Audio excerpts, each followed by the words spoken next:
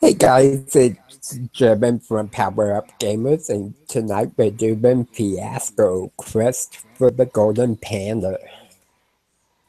Should be interesting. Okay. But before we get started, I have a couple quick things. The, the first I want to show off is we actually have our Power Up Gamer shirts. Now, this happens to be the black large one, very comfortable. So I want to kind of bring that up because that brings me to an important event beginning tomorrow. In all of November, are products such as that t-shirt, coffee mugs, tank tops, sweatshirts, anything in our product shop it's not on sale, but half of the profits are going to be given directly to Special Olympics. It's kind of a fundraiser. Very important to me, myself being disabled and growing up with autism. I've seen the struggles, and I really believe Special Olympics helps teach those people that they can be a worth to society. So we're doing that. There's going to be several more Fiasco games, other games, 5e, probably some microscope, etc. throughout the month. And we are also getting ready to kickstart our Lagat's Tomb of Amazing Creatures, which is a monster PDF, homebrew monsters in this game for 5e that I've been working on.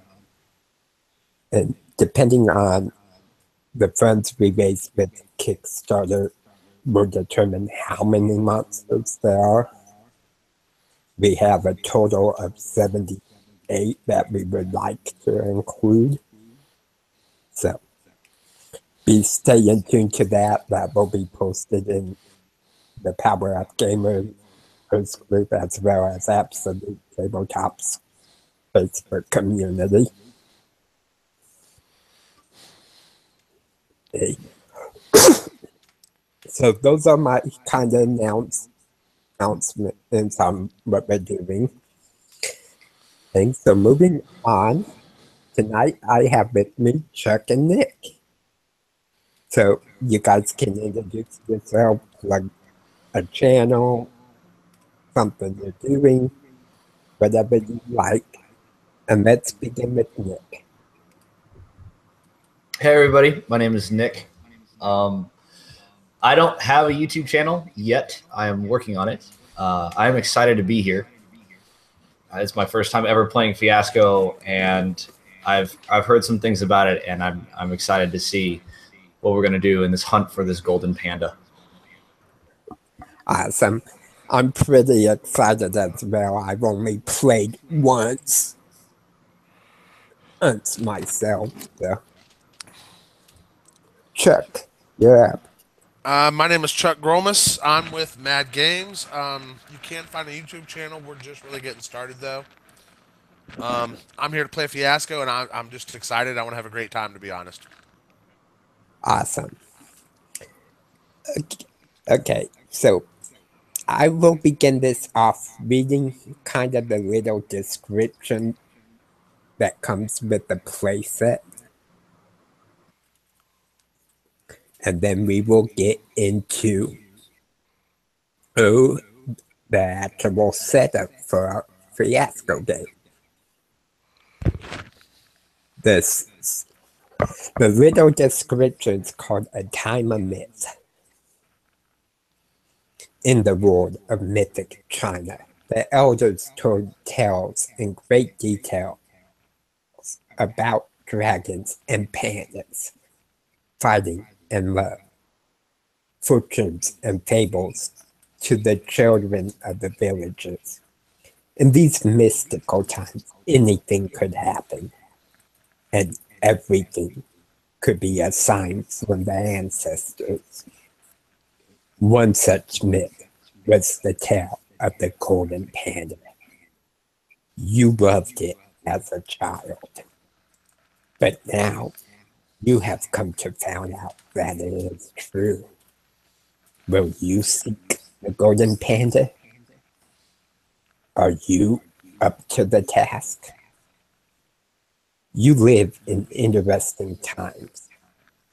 One must ever be wary of Shaolin monks or errant swordsmen dashing through bamboo screens to attack you. The secret is too important to be left by the wayside. A course of action that would bring you fame and the disdain of your ancestors. Never give up and stay true to who you are.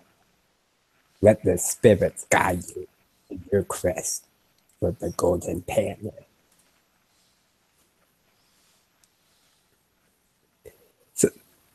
The way this works is we all have 40 essences here, and we roll them. And for this part, it doesn't matter the colors. It's the numbers we want. How many are you on? 3? 4. 4. 4.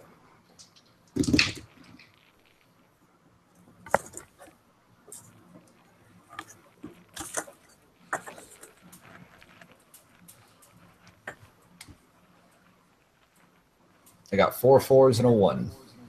Oh, wow. 3 4s and a 1. We're gonna have a lot of 4s because I rolled 2. I rolled 2 6s, a 5, and a 1. Okay. We got some variety. 1, 2, 4. That'd have been a hell of a stat for D&D. Damn it. 5, and 6. Okay. I got 2 4s, a 5, and a 6. Nick, you said you had 3 4s? And a 1. And a 1. And Chuck? It's 2 6s. 2 6s. And a 5 and a 1. A 5 and a 1. So no 2s or 3s at all. Wow. This is going to be an interesting matchup. Okay, so the way this works is we go around taking turns picking things out. And give me just a second and I will share my screen.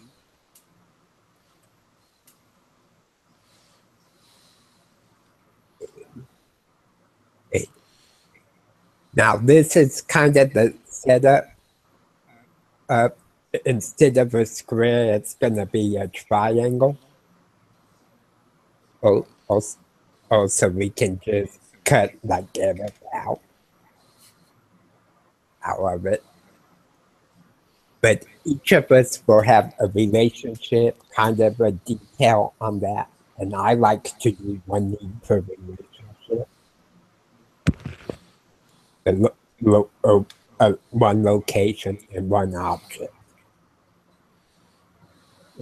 So, for me, it's Epic and Nick. For Nick, it's me and Epic. For Epic, it's Nick and me.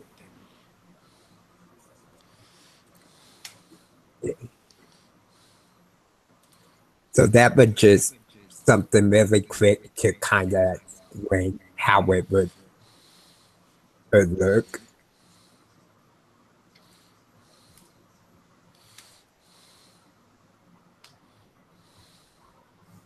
And then I need to set the screen again.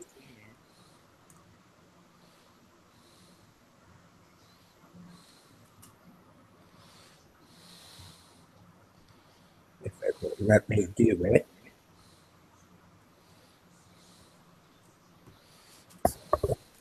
It's wanted to take a while. That way you guys can see the actual playset list.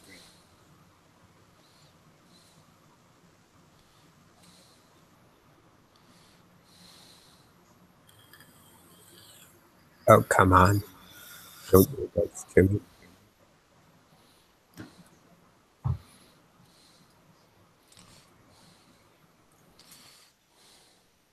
There we go.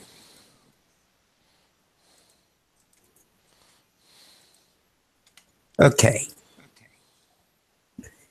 So this is the list in the place.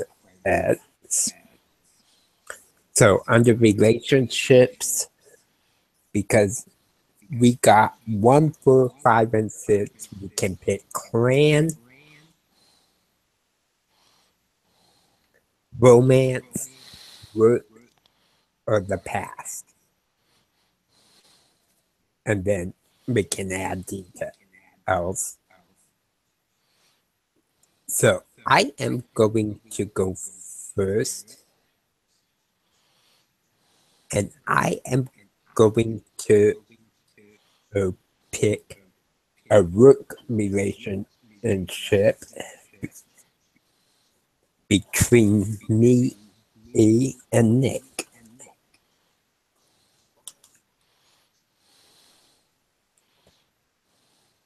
And that uses one of our 5s. And then I just write it down on paper. You can use index cards, etc. All right. Okay. So Chuck, you get to pick something now. And it can be the relationship between you and Nick, you and me, a location, or an object. I would stay away from kind of the needs at the moment till the relationship's defined, but you could do the need first if you wanted. Now I can use a 5 if I want, right? Yes, there's 1 5 left. I'm gonna make you the master and the apprentice, or me the master, you the apprentice. How's that? Okay. Okay.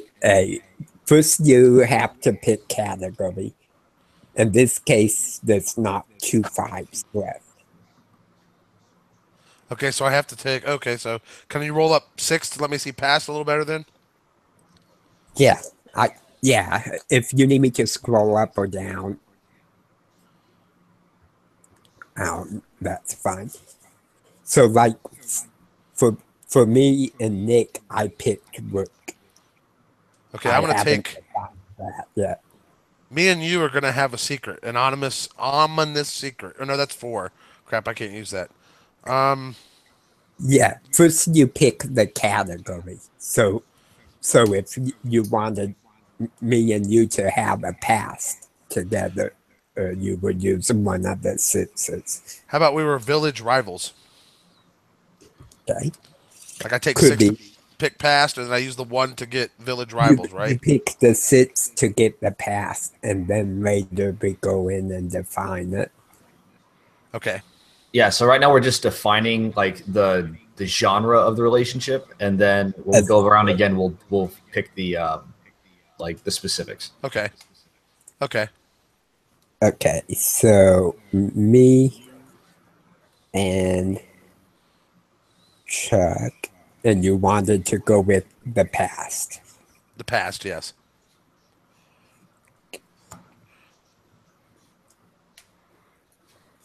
Okay, that takes one of our 6s.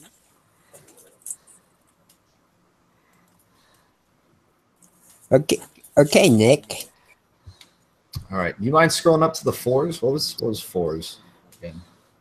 For its romance. And then how many ones do we have?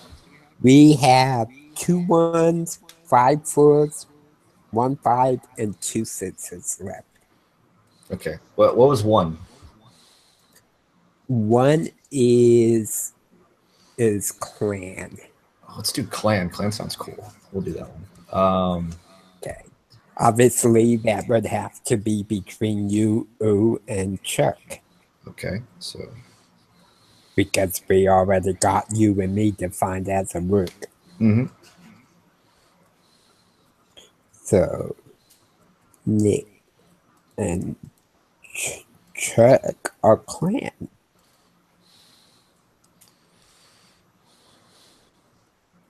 Nice. Nice. Nice. And that takes one of our ones. Okay, so it comes back to me. I am going to go ahead and use the 5 to define the work as master and apprentice. With who? With Nick. That's Okay, so- the one I have the work relationship with. Okay. Unfortunately, we didn't have any 3s because I really was looking at the monk and disciple.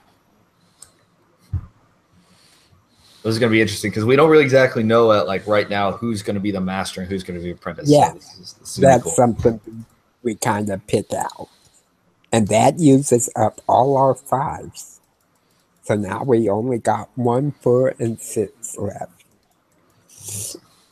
So Chuck, under the past, if you want to define that, you can pick village rivals, mutual keepers, anonymous secret, or trained warriors. Now you're gonna tell me you can't guess which one I'm gonna pick. I'm thinking the ominous secret. You got it. Gotta make it fun.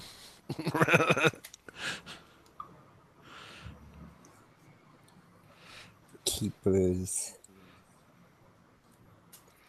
of ominous secret. And that's actually good because it uses one of our furs, which we got a lot of furs.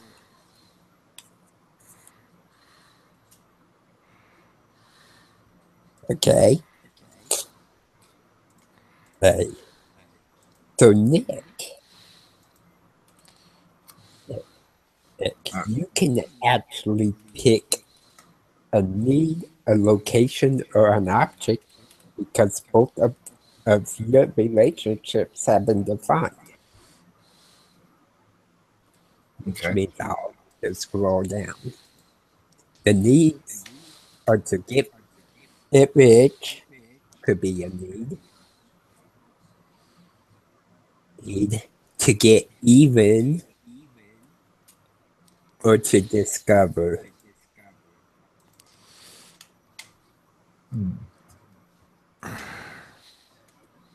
And then of course we got locations and then objects. Let's look at the needs there real quick. We'll work our way down the list. Okay, sounds good. I like to do that too. All right, so we have to get rich, to get even, and to discover, right? Yep. All right. Let's go. 4 was to get even, right? Yeah. Okay. First Yeah. to get even. Because like the character idea that I have in my head, it's like some old man, right? It's all about like honor to the clan, and then like got to get even with somebody because somebody did something wrong. So I'm gonna put to get even. Now, I tend to tie those into the relationships also. So, like you and me, one of us could have a need to get even, or we could team up to get even, or you and Chuck, or it could be a personal need. But I tend to just tie it into the relationships.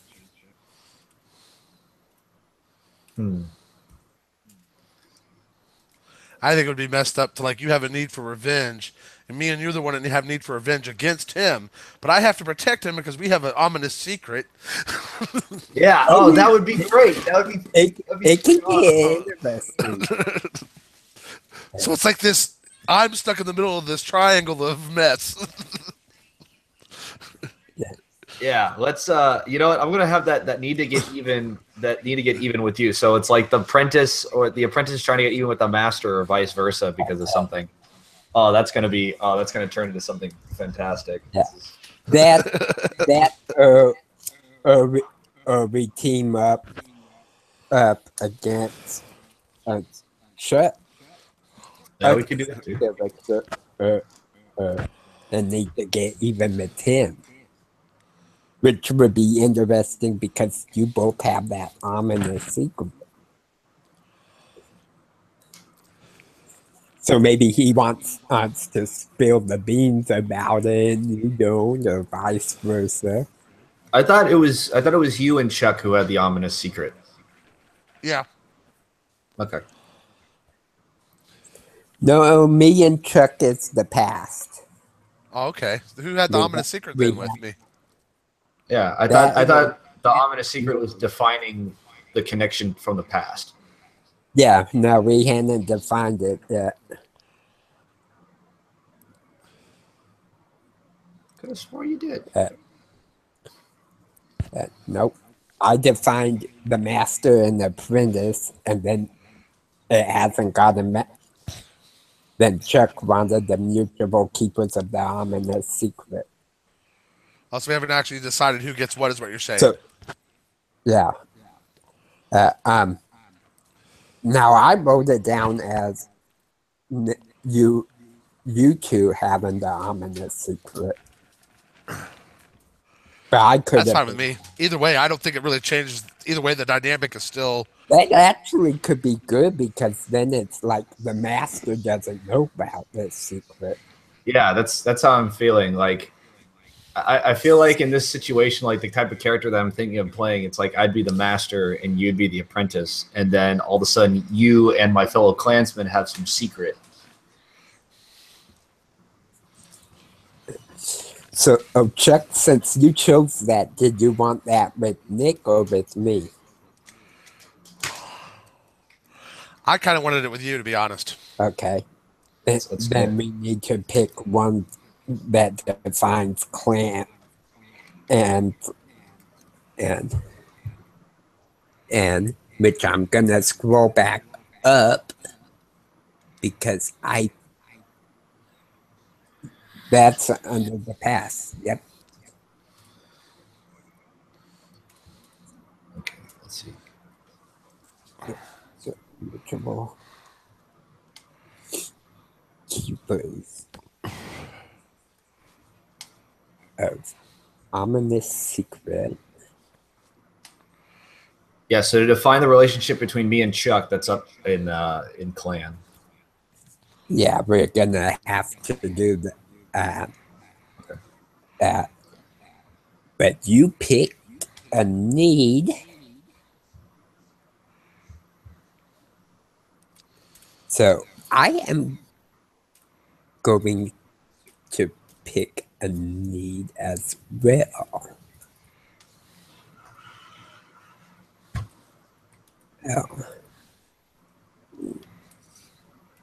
And I think I am going to go with discover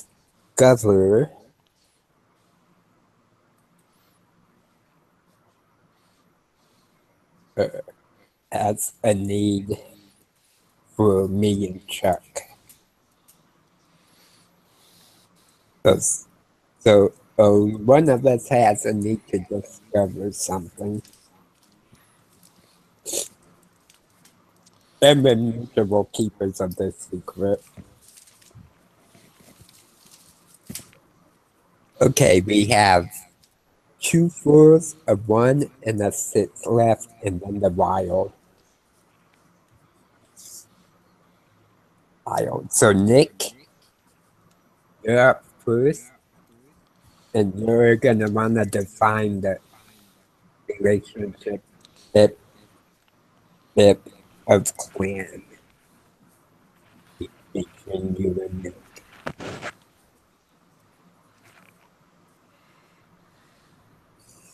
So we have in-law or son and daughter-in-law, twins, Pippin and child, cousins, grandparents and unwanted grandchild, or astrologically distant relatives. Wow, this is. Let me just throw this thought out there: that astrology one might work just because we are dealing with finding that panda, and could be all Yeah, that kind of. we don't even know what that panda is. It might be a person, might be an object. Yeah, okay. We'll go with astrology. I like that. But yeah, I like that one, and the twins I like also. Because kind of what I'm seeing at this point is like I almost think the master has like the key, some of the key to what it is to find whichever one of you is the master, defining the panda. Like that's Yeah. So astrologically linked distant relatives. That could be interesting because, like, one person could play like the ghost of an ancestor that's linked to, or like this clansman. There's all kinds of stuff with that. Okay, and that was our last 6. Okay, we have a 1 and 2 fours left.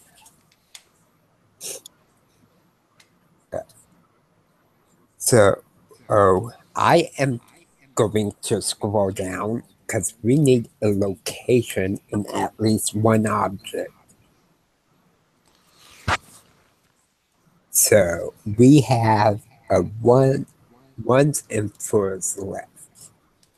And I am gonna look at location. Okay. 1 is private places. And 4 is a hanging coffin gorge. That could be interesting.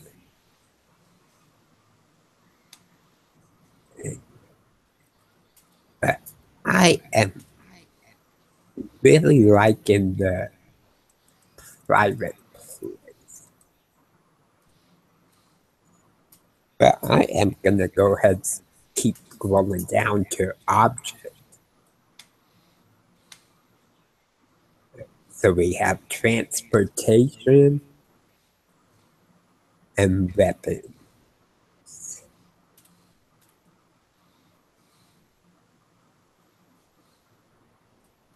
No.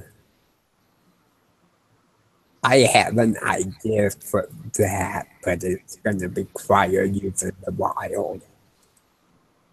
So I am going to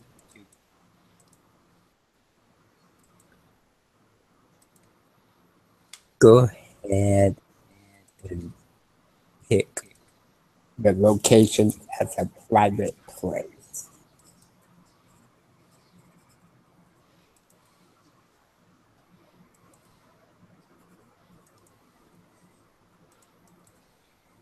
And then we'll define that as well. And then Nick. I think it's Chuck. We'll go with Chuck because Chuck hasn't. I don't think he's picked anything up. Okay, so He what's that picked connection? he picked the astrologically like relatives, didn't he? With Oh me. no, that was you. Yeah. Sorry, we skipped Chuck. I was about to be like, oh no, we're leaving Chuck out. That's not good. Yeah. So Chuck, uh, you can either add a need to you and Nick's relationship. You can define the location, the private place, or pick an object. And we are running low on dice. We got We're running 2 left. we're running low on what now? Dice. We got 2 not counting the wild dice. I say we go with Chamber and the Dragon Temple.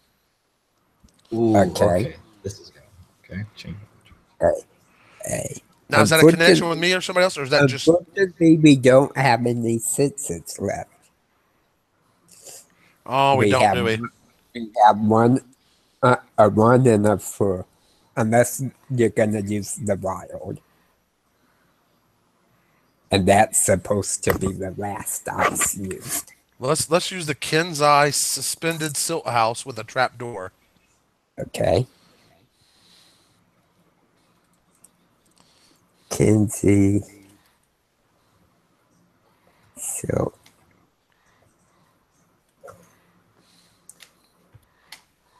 Kinsey. Silt house. Trap at the door. Okay. That is the 4. So we have a 1 and then a 6 left. So Nick, you can either add a need to you and Chuck's relationship, or you can pick an object. I feel like we need to get an object in here somewhere. We gotta have. Yes, we do need an object, and if we use the 1 and and the wild, we could even define the object. Okay. Instead of just transportation. So we have transportation, or what's the 4 that we got? I think it's what, weapon. All we have left is a 1, unless we use the wild. Oh, okay.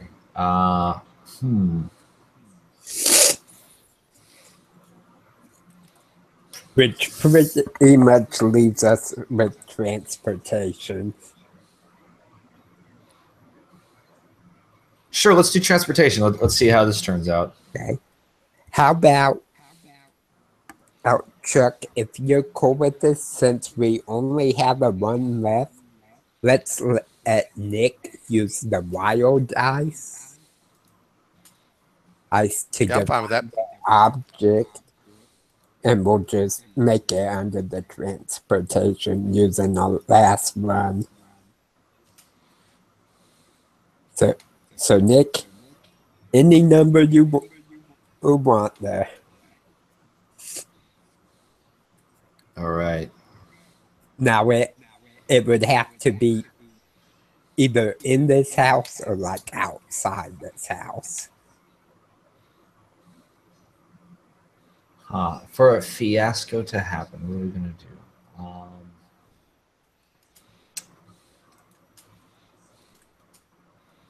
Or you can define the need between you and Chuck, and we can just include some kind of transportation when we play.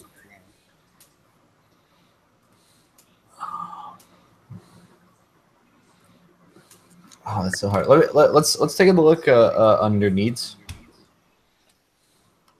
Okay. I'm making you scroll over the place. I'm sorry. It happens. So Strike 2. You're fired.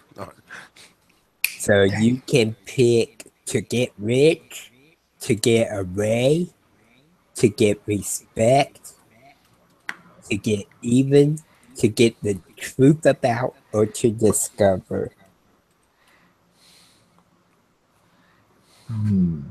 I think I feel like Chuck and I are trying to get the truth about something as clan members. Okay. A, A. Which kind of fits because one of the choices is the disappearance of the missing panda. Here we go. Which, of course, we don't have to pick that one. But it also fits because you and me have a to get even need. Mm-hmm. You, me, and Chuck have a to discover need, and we get the to get truth about out between you and Chuck. So you and Chuck are trying to get the truth about something that I probably know if I play like the master or the apprentice. It's so I because it can fit in quite well.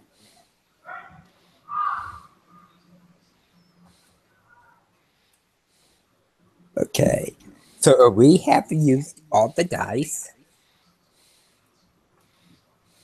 So kind of the next step up is we go in and kind of define who gets its ritual or in the relationship. It's Okay. and kind of pick character names.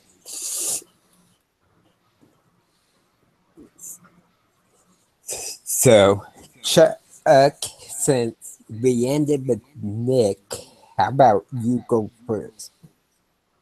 You got me and you, or you and Nick?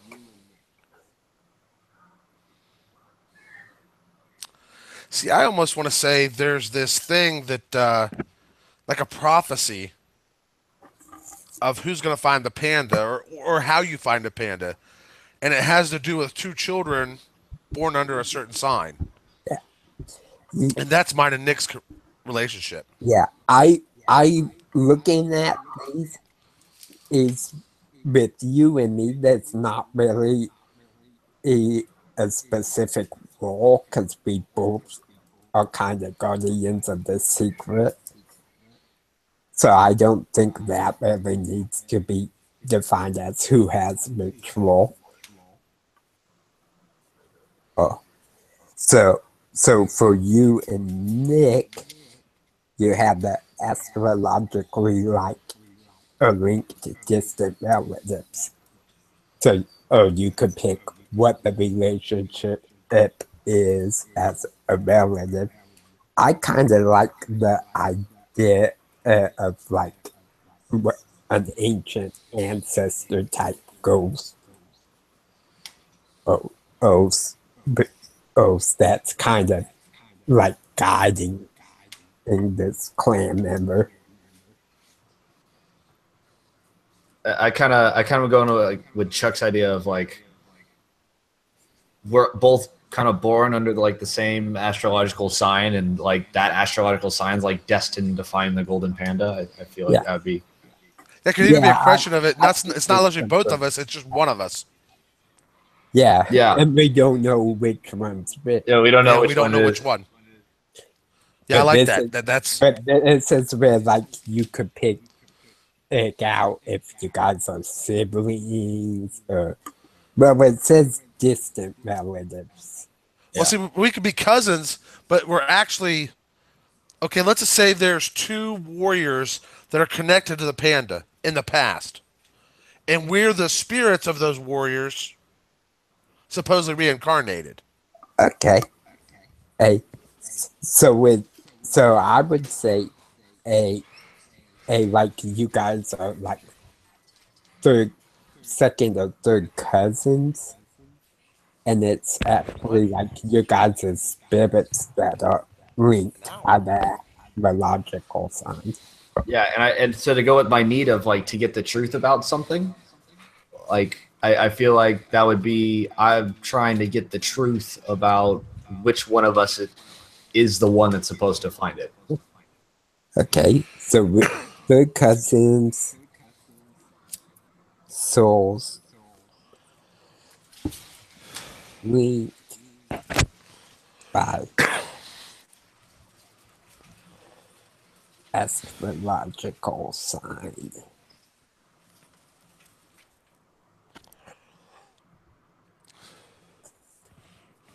Okay, so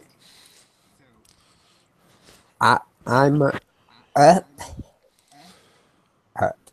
I am going to do me in bed, and I think it makes a lot of sense for me to play the master. Uh, Yeah, I would agree with that. Yeah, I feel like that would be something. that just kind of seems to be like with how the relationships are. Okay, so me as master, Nick would be the apprentice. Okay, the only one left for picking roles is me and Chuck.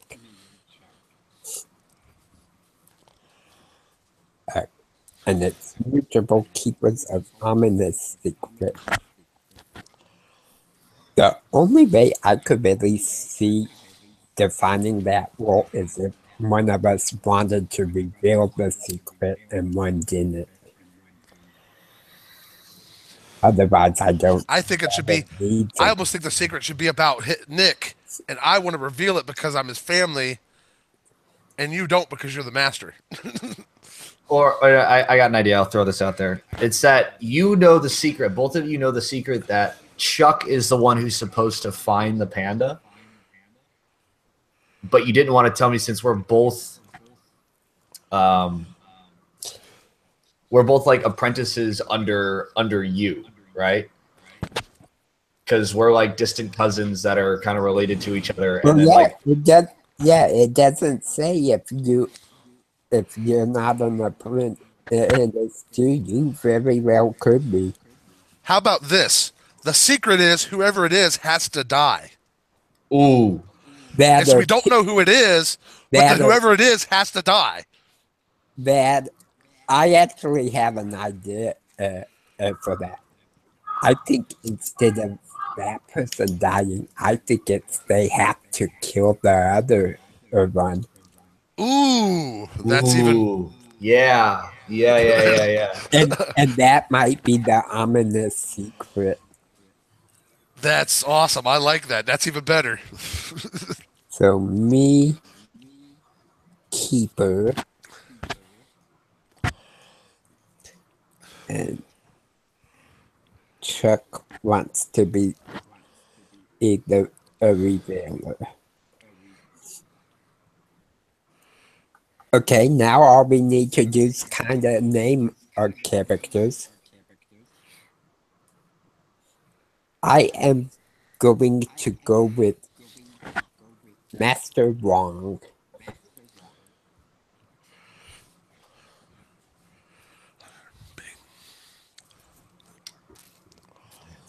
So many Chinese names. Oh yeah. I'm going to go with Jing Ping, but everybody calls me Ping because, well, I'm a bit of a bumbling fool. Okay. Nice. So Chuck is playing Ping. I'm playing Wong.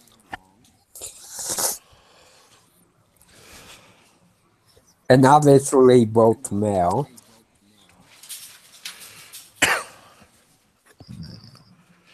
I won't lie. I have a bad habit of playing males. I don't play females as much as I used to. It's it's interesting because the way it's built, there's no telling. Well, I It's think for kind me, of up to be to honest with each you, person. I'm a little bit on the autistic scale too, and for me, it's I have hard time with Yeah, interactions socially sometimes, and I don't understand women very well, and so that's why I tend not to play them that much. yeah. It's always nice to play something you can relate to. Oh, So, I Nick, want to throw the female in the mix. Oh, Go for it.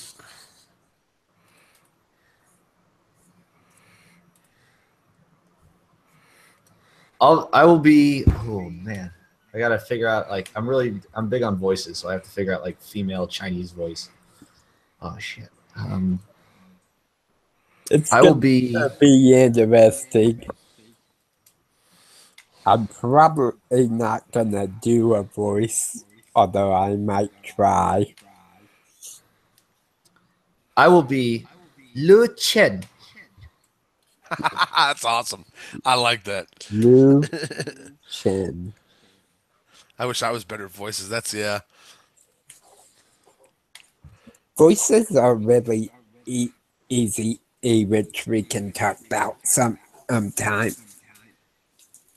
Um, okay, so we have everything set up. So we will begin and with Act 1 and the scenes. We'll probably just do sit scenes, basically 2 a piece per act. And we'll try to keep them kind of short, so maybe 10 minutes or so, or a piece. So who would like to kick it off first?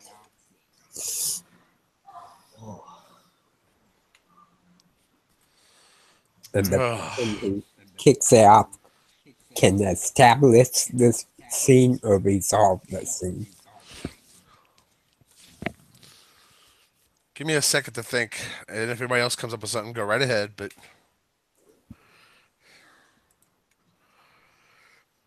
Okay. Okay, I kind of got an idea. We've just arrived at the Silt House,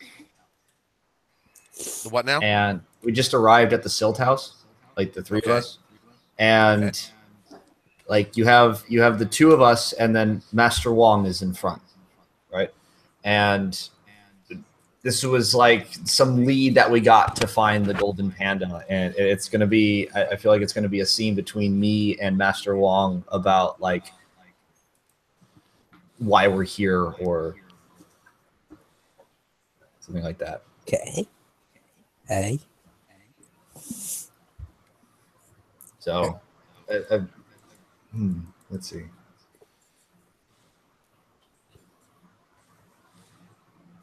And I actually imagine this house probably belongs to Master Monk. Okay.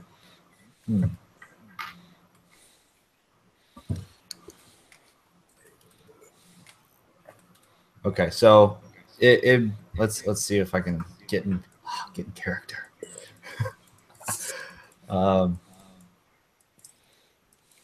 Like we arrive at the house and it's just Master Wang. Why are we here at your house? I thought we went to go looking for the Golden Panda.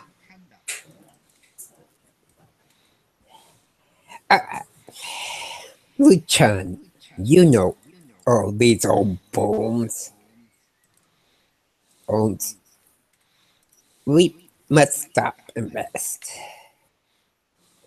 Stop and rest. We haven't even left your house. Yes. Always rushing me. Hey. And you can see he's kind of puttering around, looking at different scrolls and books. No, we don't need that. We might need this. And you see like Luchin, and she's kind of like walking, like pacing back and forth, like kind of being like impatient, right? And she's trying not to lose her temper. Master, do we plan to go anytime soon?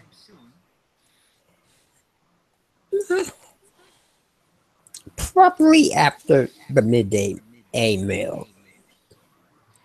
Midday meal. And she looks up at the sun. It's like just barely like past the horizon. It depends how quickly you fetch me my morning tea and let me pack. The more interruptions you two give me, the longer it takes. After all, I'm not as young as I once was. And you see like Luchin, and she's trying to like hold back some retort, right? Some like old, like telling you you're an old man, but she just kind of like holds it, takes a moment. It's like very well, Master Wang. I shall go fetch you your tea. And she walks back to the house and begins to prepare the tea.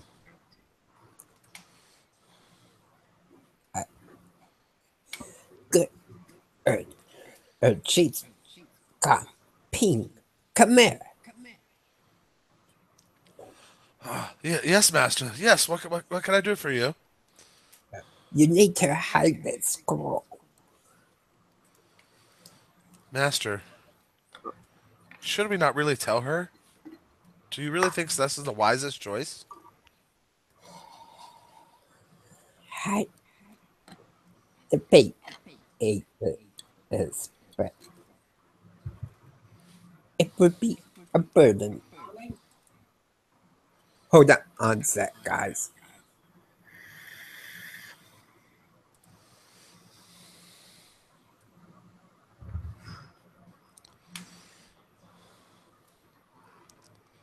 Man, that conversation did not go in my favor whatsoever. I think the more you get used to this game, the more I'm not saying it'll go in your favor, but I'm just saying I think the more interesting it'll become. Oh yeah, for sure. Definitely. Sorry about that. Family interruption. Gotcha. It's all good. Well, pink.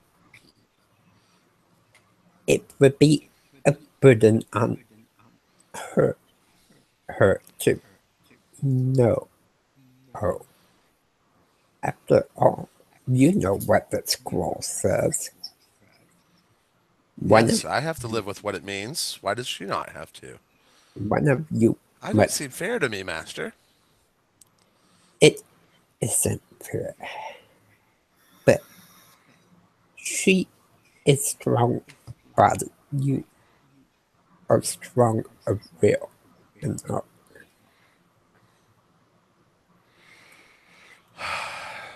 As you wish, master. And I think that's perfect spot to stop that scene. I think that's a good place to stop that scene too. That was. And it definitely did not go in your favor. No, that did not go in my favor whatsoever. So you will take a black die. Alright. And you can just write it down somewhere if you don't have enough decencies to keep track. Right.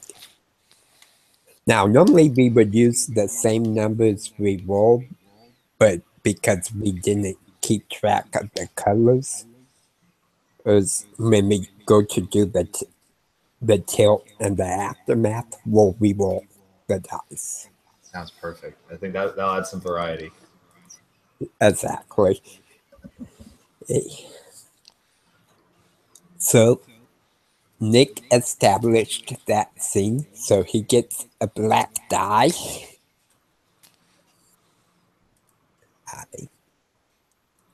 And none of us used the Golden Panda or the Shadow Panda.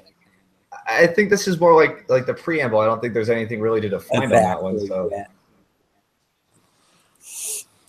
yeah, That, and I I'm feel not like necessarily still sure how to use them either. So it's more like if you want to have more Yeah. clarification or like a monologue to see like why someone is some way or like what was the event that led to that, then you can throw the shadow or the golden die, whether it be a positive or a negative outcome of whatever the story you're trying to figure out. so So for example, like I kind of played it off as what's in the scroll. Oh, but perhaps the master has other reasons. Yeah. Or you can throw it to be like, okay, And I might do a flashback or a monologue type thing and explaining why Master Wong is acting the way he is. or like, could I have done one like say maybe gone back to when I found out about it, Yeah, and then kind of go back to how it feels like she's always been favored over me, and that's kind of part of why I wanted her to know too. It's not just because I'm being altruistic. yeah. I'm kind of getting the feeling that like Master Wong kind of likes Ping better than Lu Chen. Like Well, Lu see, Chen's very like you each have your own place. that's true. Yeah, that's the yin and the yang, right? Exactly. Oh, this is so China. I love it. But yeah, like you could have done a flashback about you discovering the scroll and reading what it says, and then you would have got to define like who the one is destined and to find the golden panda and who's the one destined to die. Or anything like that. So that's kind of how those work. But yeah, with that being the first opening scene, it's kind of understandable.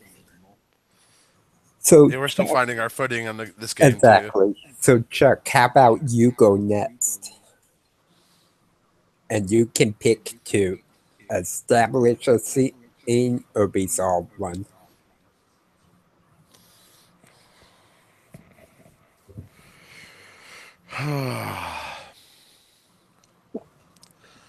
I find her while she's making tea, and that's the scene. Okay.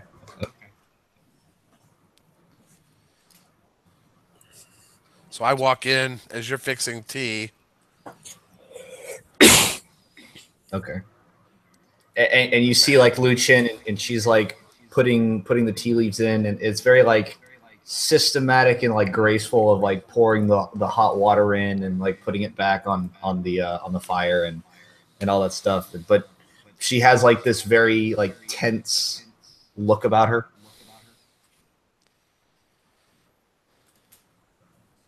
I step up to her and go, "Cousin, Oh, you're always so yes. good at the tea ceremony." Well, it's one of the only things that I feel like I do well.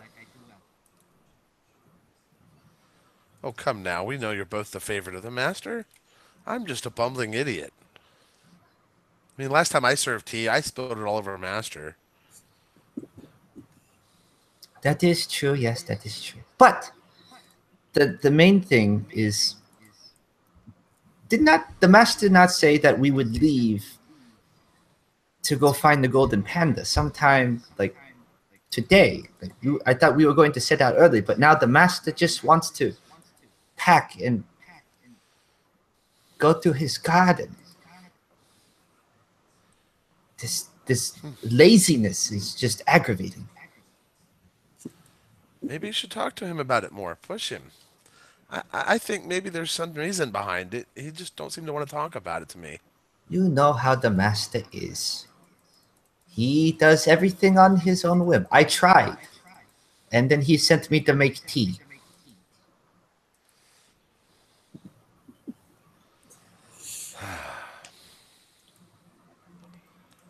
Maybe the whole point is for you to um, speak up more. Maybe that's what he's up to. I feel like no matter how much I speak up, the master will do what he wants. I I pray for the day that I do not need to be his apprentice anymore. Oh, come now. Would you not miss him, cousin? I guess to an extent, but this waiting is just horrible. Well, I'm kind of enjoying it, I'll be honest.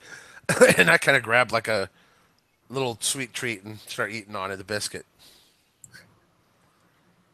It's like, that is for the master. Oh, well, he'll never know. He won't miss one. Come on now. Fine. Fine. See, I feel like I've lost this scene. Uh, I think it definitely went in Liu Chen's favor.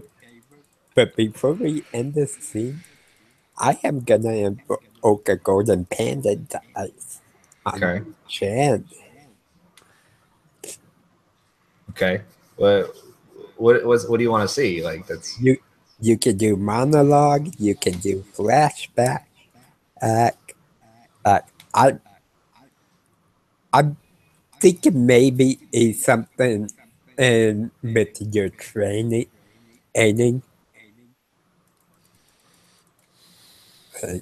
okay. I think But this it's would a be positive result for you. a positive result for me. Ah, man. I guess positive is is relative because like I'm kind of going off of the to get even thing. So I feel like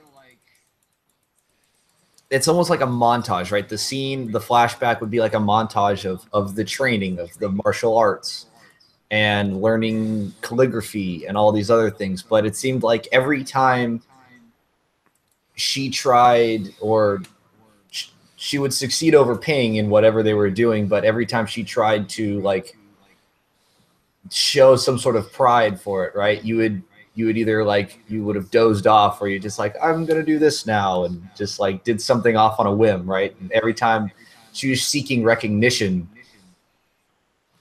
you had something else in mind. And I feel like there's like this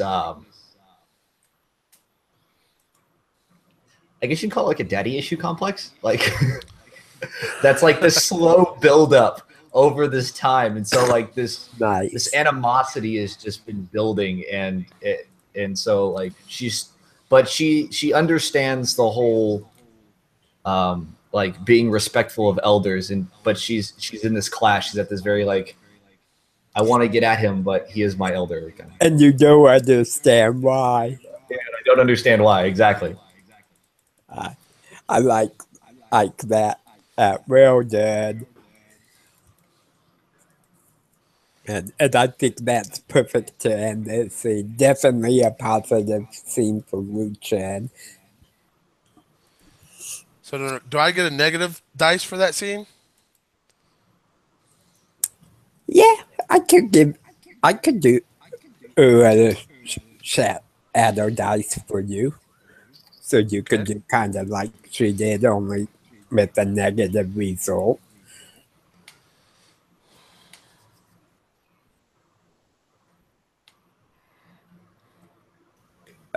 I mean, would I use it now, or is that just that's for future, right? Oh no. Oh, the shadow dice is used now. Okay, so how do I do a negative? So some kind of flashback or montage odds like Liu Chen did, only it's a bad result. Okay. It's me and the master. And I'm trying to stand up for Liu Chen. You know, he needs to. She wants his attention, and I'm basically told that odds are she is the one because she's stronger than me, and that she needs to learn to be tougher. Okay. And so I would say the negative consequence there is that I carry that with me, knowing that she's probably my better. Okay. Yeah, and I would Does that imagine work? that. Yeah, and I would imagine that this time you hadn't discovered the secret yet. Yeah, I didn't think I. Yeah, I didn't see that either. That I don't know yet that the death will happen in that scene. So I imagine Master Bond maybe. Well, you know, she's likely to be the one. She needs to be tough. Needs to do things because it's the right thing to do, not for recognition, etc. Etc. Definitely, Etc. Etc. Oh, I'm sorry. definitely fit kind of what we got going on. Okay. So I imagine it, the next scene in, in is going to be me, Ray, and either of you can jump in at either time. But I imagine I am actually looking in the hidden trap door.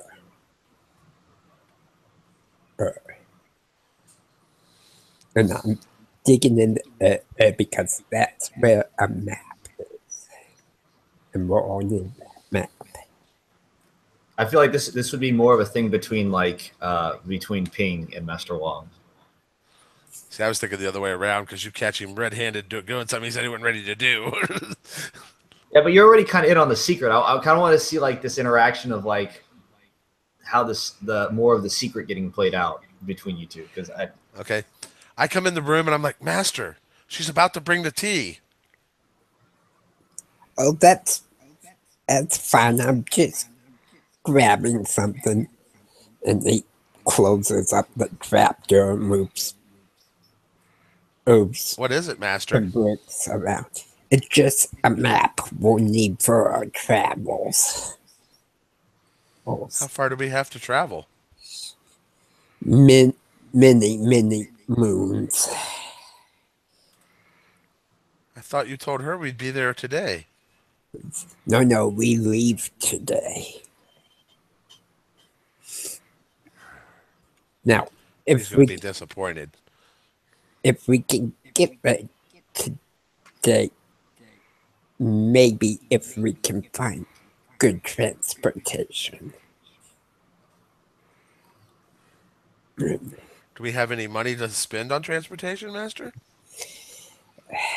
Not much, and you know, the broken down rickshaw outside won't take us very far or very fast.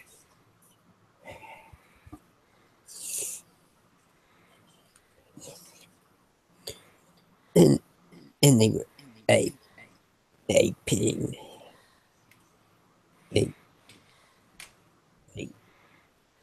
She can bring our tea anytime. The map's nothing special. It's just kind of a guide. As you say, Master. I feel like around that time, like Ping or not Ping, Liu Chen comes in with the tea. My tea. Yes, master, here's your tea. Took you long enough. You're the one who says that a good cup of tea. Oh, yes. Must be hot. Yes, indeed, master. And he goes to start drinking his tea. Uh,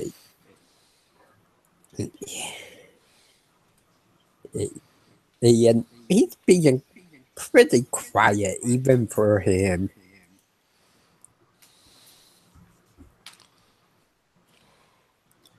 Is Master, it are something? you okay? Is something troubling you? No, oh no, I'm just wondering what the future holds. So many possibilities. Is in such a short life. You know, Master, what was it you said? Didn't you always say that sometimes it's best to lighten the burdens with others that you love? He kind of chuckles at sometimes, but only when knowing the burden does not harm them.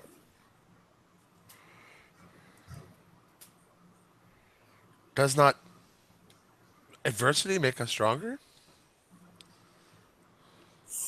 Sometimes it is one of the difficulties of judging. And that's one of the reasons I am the master. Yes, Master.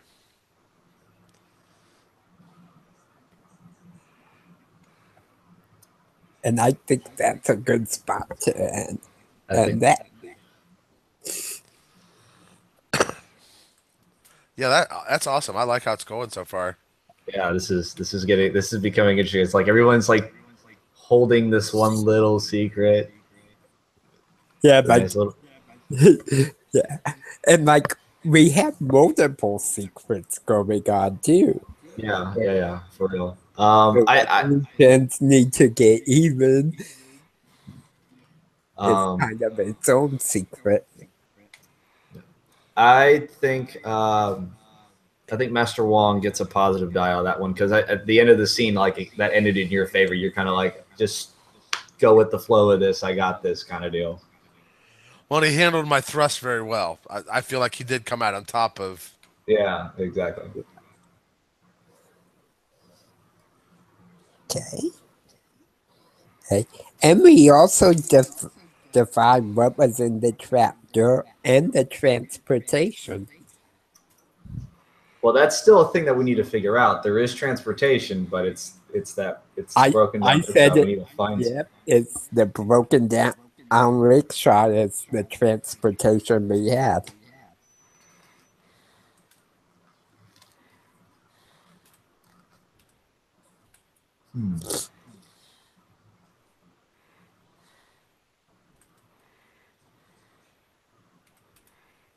Okay, so we will go around once more.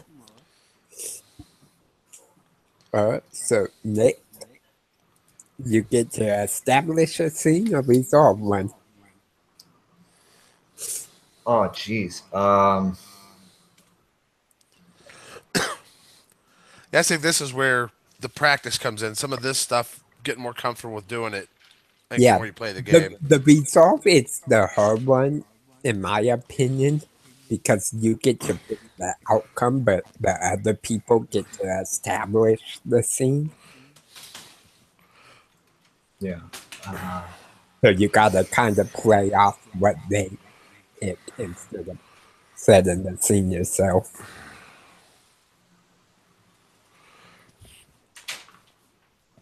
All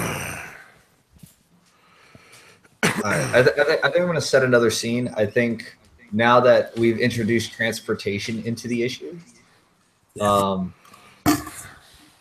we need to figure out how we're going out on our journey. So I think it's going to be this is going to be between Ping and Lu Chin because I feel like uh, I feel like we would be the ones to try and figure out how the hell we're getting from point A to point B. Okay. And I imagine the master's house is like out in the middle of nowhere. Yeah, definitely. With like a dirt road. So I would imagine that you guys are standing out on the dirt road trying to figure out transportation. I feel like both of think, us would be standing like at the rickshaw, like just looking at it. Yeah. Yeah, I kick it, and like I don't know if this is really going to do us any good, cousin. Yeah. No, it does not look like it's going to work at all. Who was the one who was meant to get the transportation?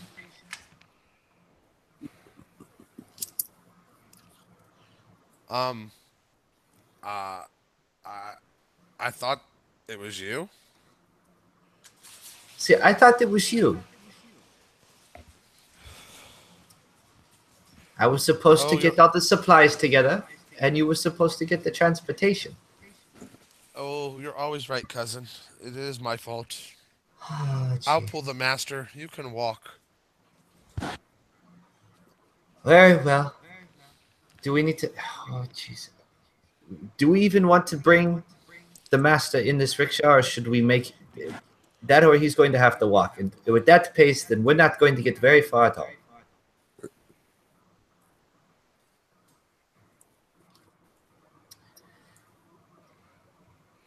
Does not Jai Can have a rickshaw? Maybe they will let us borrow it. I can. I think he might have a rickshaw.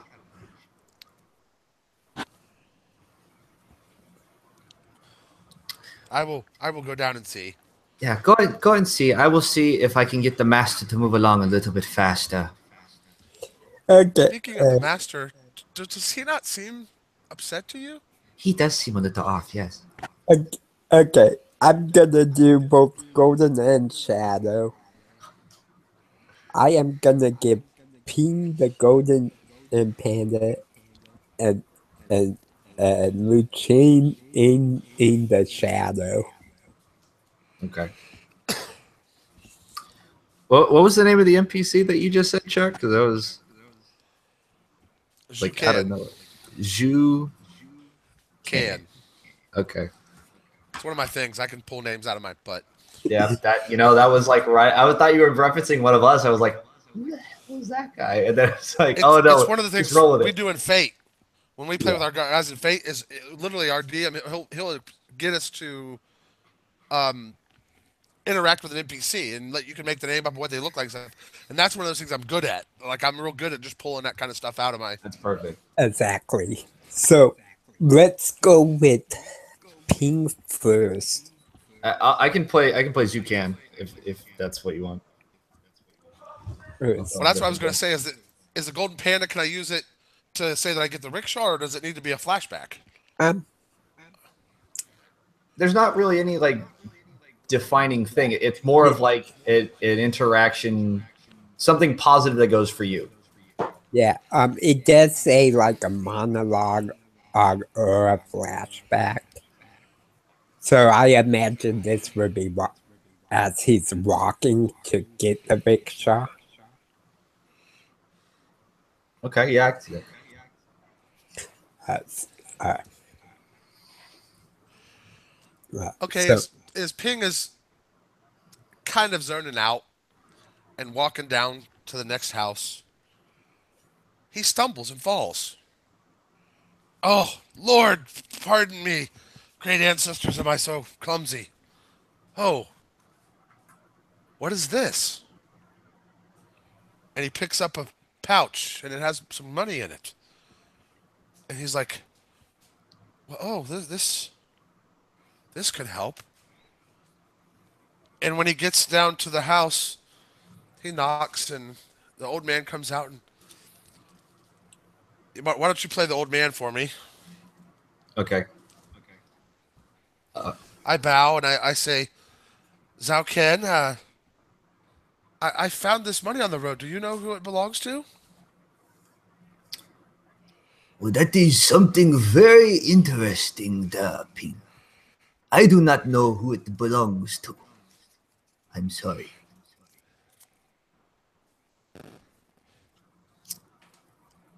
Well, the reason I come down here is I was going to see if we could use your rickshaw to take a trip today with Master. Ah, you need the rickshaw. I would say if we cannot find who this money belongs to, we could use it to help pay you for your rickshaw, at least using it for a while. I like that idea. I tell you what, you are a crafty one there, Ping. Oh, no, no, no. Just favored by the ancestors, Master. It seems that the cat waves at you today. I love that. That's awesome. I I Nice. really see the rest of it just playing out as I got lucky, I got the rickshaw, and I'm getting back with the rickshaw. Yeah, and you start heading back. It's like the pouch of coins for the rickshaw, and yeah, definitely. Nice. Stay safe now, Ping. I love how you can do the different voices, man. That's awesome. Especially throwing out some of the what you would call the old wisdom. Yeah, for real. I that's like my thing is I do voices. Like you do names of characters, stuff like that. Like voices, I always try to like swap in between. And then we have a negative or a shadow die for a lieutenant.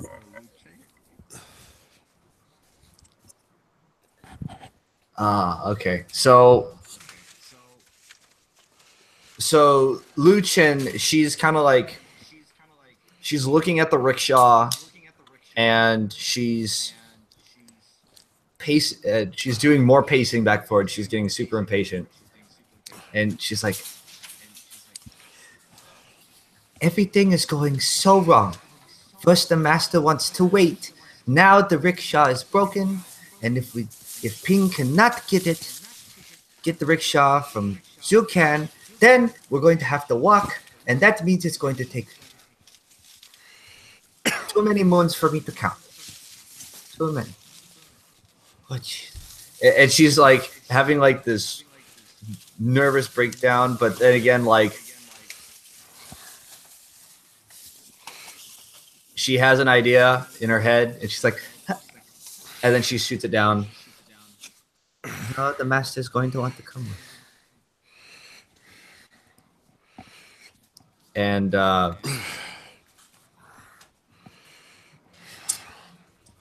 think she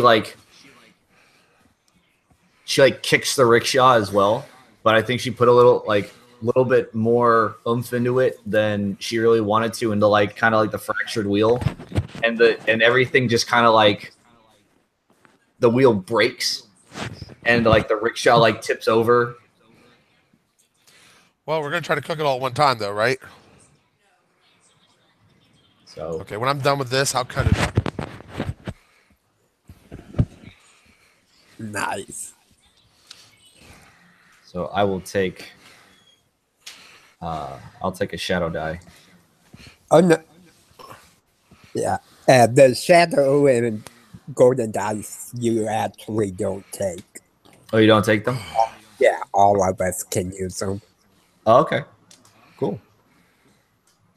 It just you can't give the same character both of the golden and the shadow. See, I was thinking this is like, and maybe it's because the gameplay is different, but I was thinking like the shadow and the good. You add those at the end, and then you use No. those to tell your story that way. Those are the white and black dice that we get at the end of each scene. Okay. Now, that one was as Luchin established it. Mhm.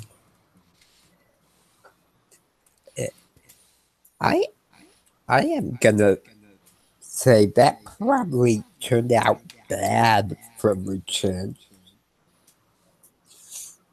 Okay. So I'll take a black die.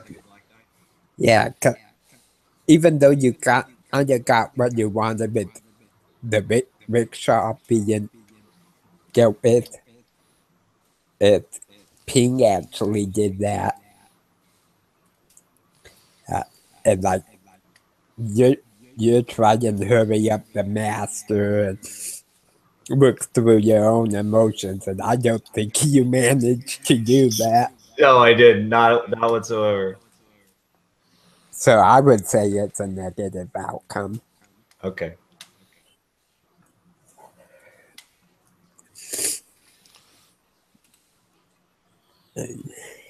So it goes to Ping. That's it. And you don't have to do the scenes in like chronological order. I feel like either we can like skip forward or we can do something else.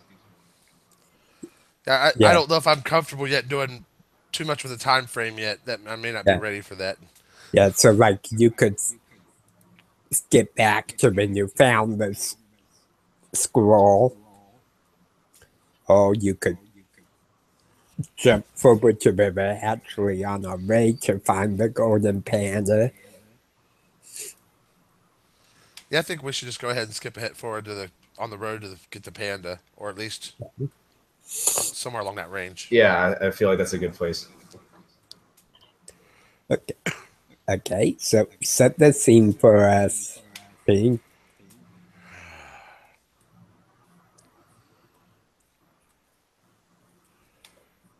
We traveled for 3 or 4 hours, and we come to a bridge that's washed out,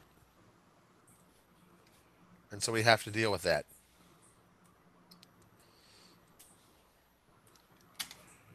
Does Okay. that work for everybody? Sure.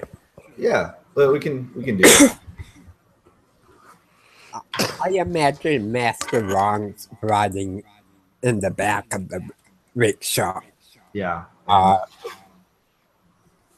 Ping's See, I'll be honest with you. I offered to use the rickshaw, but I almost see the master being an asshole and making her do it.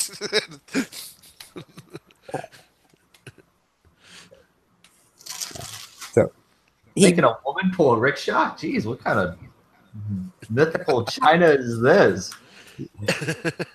So, Master Wrong would kind of look up from his meditations. What's the holdup up there? Well, master, the bridge is washed out. He pulls out the map app, looks at it. Well, it's several days to another spot where we can cross. Yes, but and he's kind of looking at the river.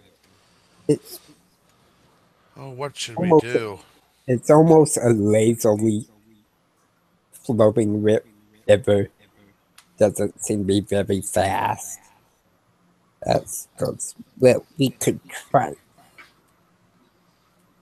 Perhaps you do swimming in a, but I don't think these old bones would be good at that. I feel like you can see like Lu Chin like down at the river, like with a stick, trying to like find like the shallow part of the river. Nice. And I imagine you would actually find a spot that's like up to your neck or up to Ping's neck. Uh, Uh, uh, I think your timber would be being pushed too. oh, definitely. Hey, hey. And seeing you found an area that we might be able to cross if I rode on one of your guys' shoulders, as Master Bung would say, perhaps since we're stuck anyway, we should go ahead and have a late meal. And perhaps talk about this golden panda.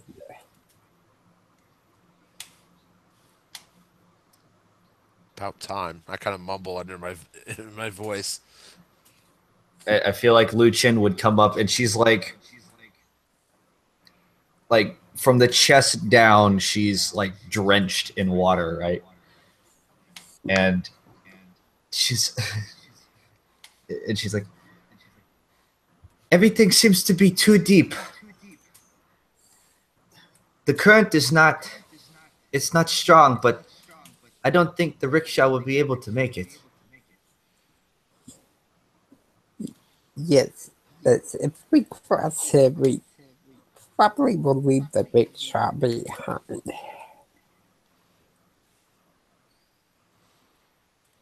Leave the rickshaw behind. How long will it take for us to reach our destination then? Probably a day, maybe a day and a half, if we don't encounter difficulties.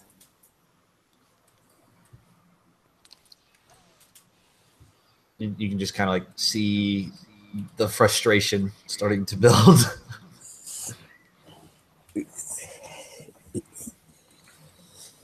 It's the master's like totally aware of it, but not paying any heed. Yeah, and you see her pick up the stick, and it's just like I will continue searching for a shallow place to pass. like Very, like walks out back towards the river. very well. Ping, I will fix. Yes, master. gather us some firewood and fix us a meal. I shall contemplate a a our discussion. Yes, master. And then after she's out of it, he goes, Oz, Oz, Oz. I'll tell you about the Golden Panda, but that is all. The rest should remain secret until it is time.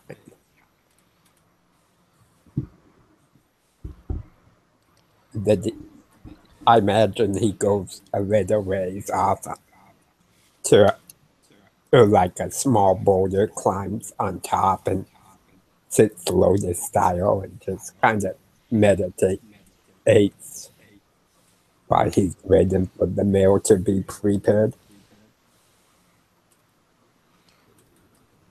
Okay, I see me calling. I'll go for it. Go for it, Chuck. I was just gonna say I see me calling, saying that the food is ready. Okay. It takes Master Brong a minute or two to kind of snap out of it. Because, good. And I kind of want to throw a shadow die right now at Master Wong as he's kind of like there in his like that moment, those like minutes of meditation as like the food's getting ready. Okay. Nice. I like Yeah, that. yeah. Okay.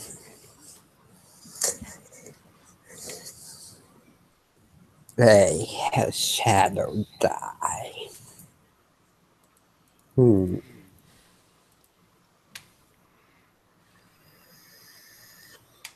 Okay.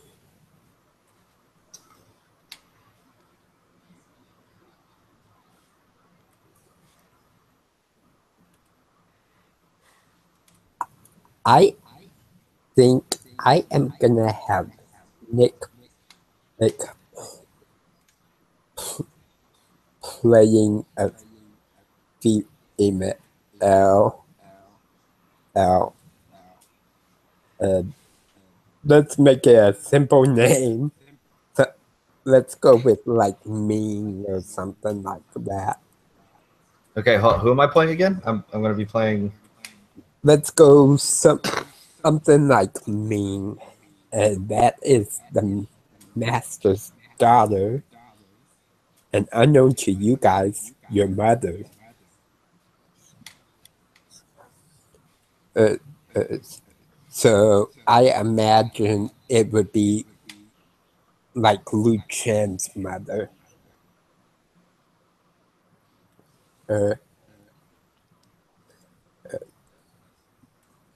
And I imagine this scene takes place in the hut that we were in. And in the master's bed is this woman who's obviously on death's door. Master Brown looks at her. Daughter, I'm afraid time to say goodbye. Your daughter is evil, but I am already quite old. But you can trade me with my other apprentices.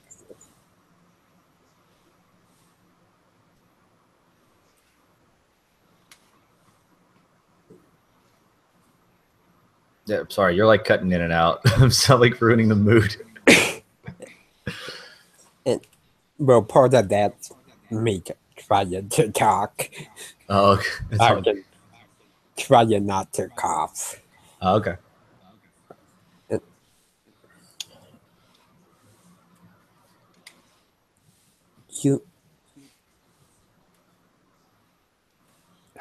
I've never told anyone, but you know, her and her cousin are special. I've told you that. But your daughter is fated to die.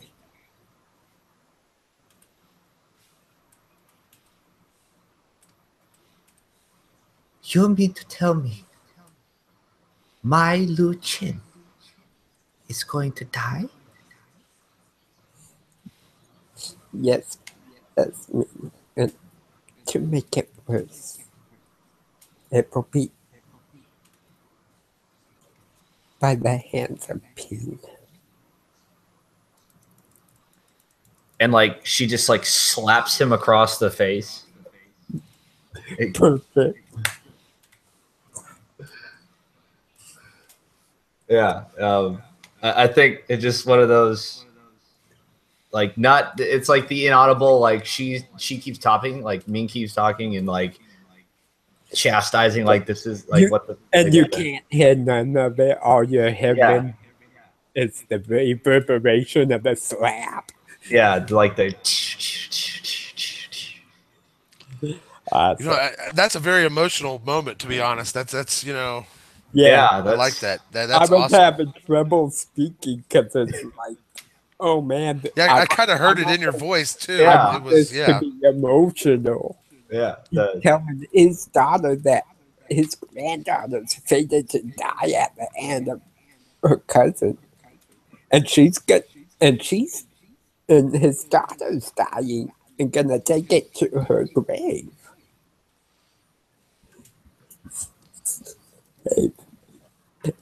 And that might also explain why he wants to keep it secret. So That's some heavy stuff to put on someone's like That's awesome, isn't it? That's awesome. That's Don't get me wrong. Like, that's so much drama, but holy crap, man. Like, what? and and it's like he wanted her to know the truth before she passed on. Okay. Okay. So definitely, he very well done for a shadow die. Yeah. Yeah. Yeah. For real. Aye. Aye.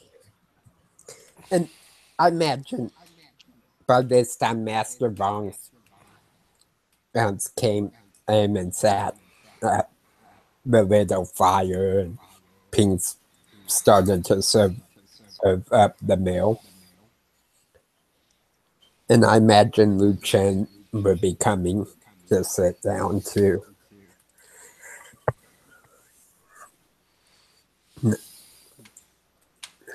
Here, Master, I hand you a bowl of rice and some Right. vegetables. He pulls out a very roughly carved of chopsticks. It's probably carved them himself, and he started to really eat.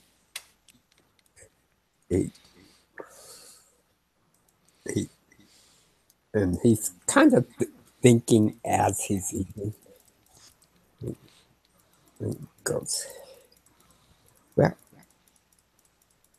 you want to know about the Golden Panda.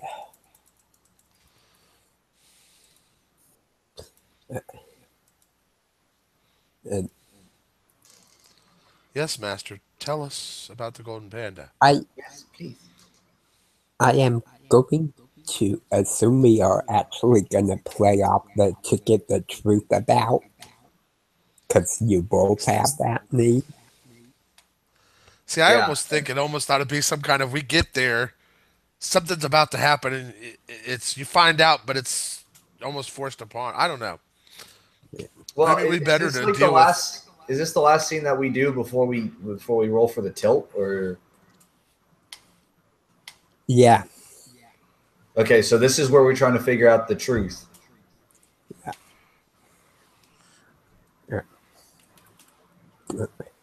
But Yeah, let's do this. I have never seen the Golden Panda myself. But there are stories of a time long ago. And the Golden Panda was a warrior. I'm not sure if it was his sword that was the Golden Panda, or if it was the warrior himself. Oh, the stories I have read about just refer it as a weapon. That leads me to believe it might be the sword. But who knows? Oh, after all, a person can be a weapon also.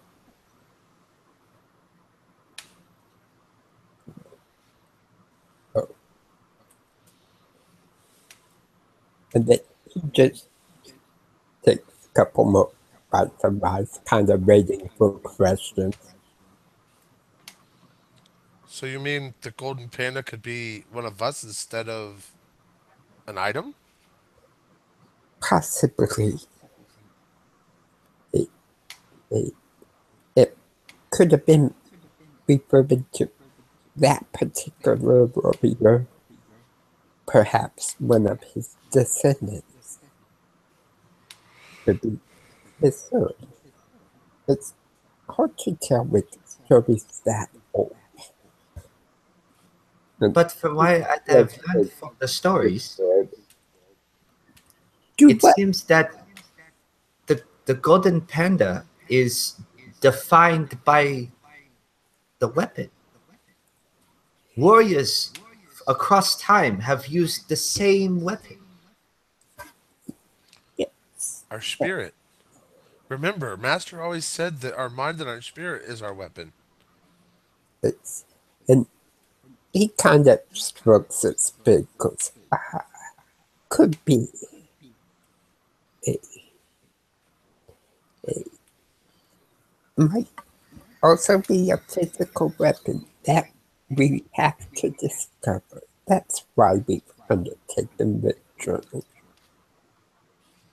After all, you know all the trouble we have with these monks and swordsmen and these Wojin, thinking they own everything when they have no honor. It is time for this weapon to resurface. I feel like you would see like Lu Chin. She would lean back and kind of like look up at the stars around the campfire and be like, I hope I am the one to find the Golden Panda. Redefine how warriors are thought of here in China. The master kind of smiles, says, perhaps that will be your destiny. Is there more, Master? He just shakes his head. Nothing specific that I could discover. This head towards an ancient. You can tell that Ping is about to lose his temper. And he goes, Master, you ask us to trust you. But why should I trust you now? And then Ping kind of walks away.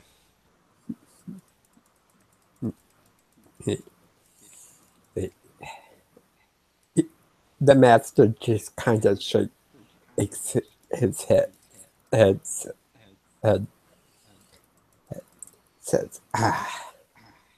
the rash actions of youth can always lead to dire consequences. yeah, I feel like as soon as like Ping got up and like walked away, I feel like Lu Chen would like break out of her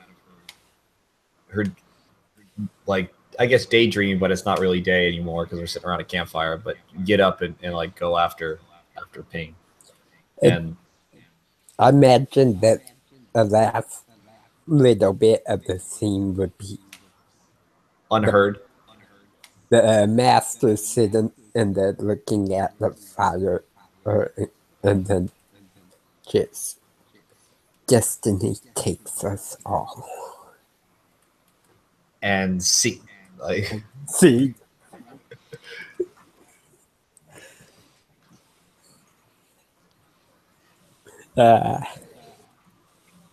oh man, the plot is getting thick tonight. Yes, it is. All right. I don't know. That one's kind of hard to say. I think. Well, all right. So who is the initiator or the setter of the scene? Me. Okay. Geez. Oh yeah, you were. I would say it's negative for me because we all know what I want him to do. Yeah. Okay. On my scene, I don't think we decided if it was a white or black die last time around. Because I only have one white marked down. Let's see. Yours was the scene with oh shoot, what was your scene? Yours was With the wife. with negative. It was. I thought that was part of the flashback. That was part of the flashback. Okay. But no, I started this scene. Yeah, I think Ping should get a negative die because that definitely didn't turn out in your favor. We thought we were going to try and get the secret, and then Well, you got Master. what he knew of it. Well, we did get a secret, just not the one I want him to talk about. Yeah, I feel like that would definitely be a negative because we didn't get what we were trying to get.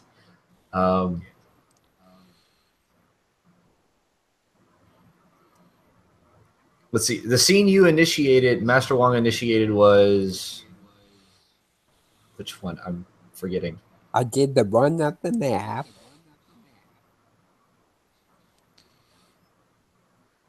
And Actually,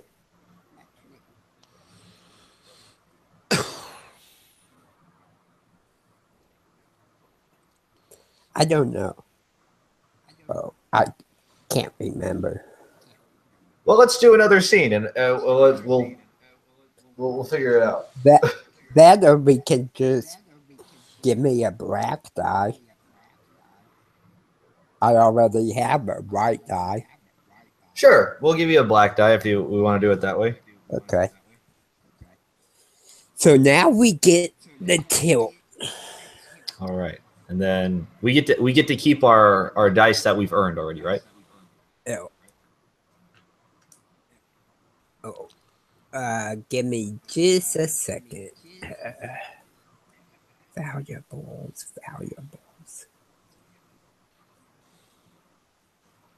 Okay, does this playset not have the tilt? Some of them have it in the playset, some of them don't.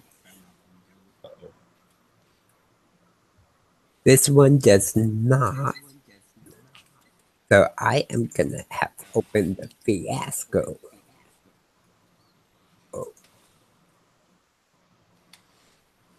And go to the tilt section of that.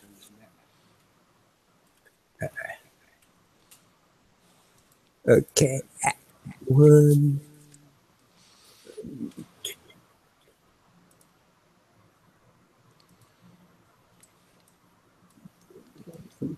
Yeah, we did that.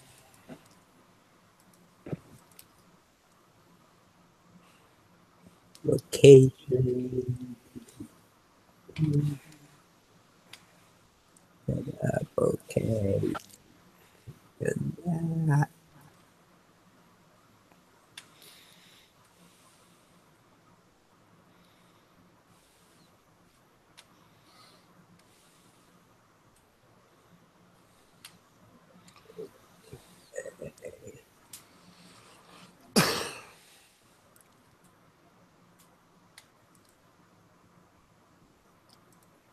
Is there no tilt? After that.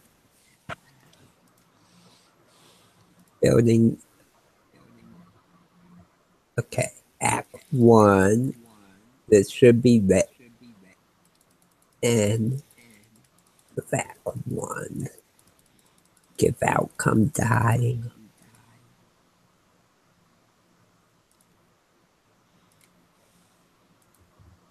Okay. Okay. So at the end of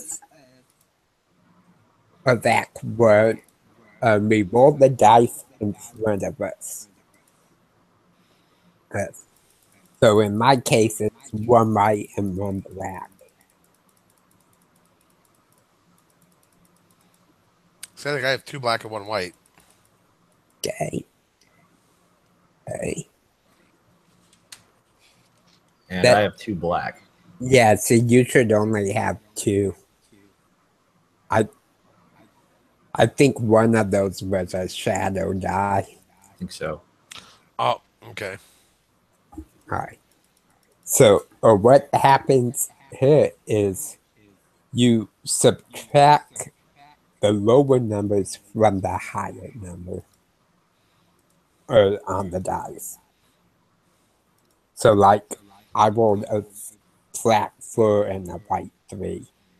So I would subtract the white 3, giving me a black 1. So I got a black 1 too then. Okay. So wait, so both of mine are black, right? You add them together. Okay, so Yeah, you add them together. I got a black 4. Okay, so you write down a black foot.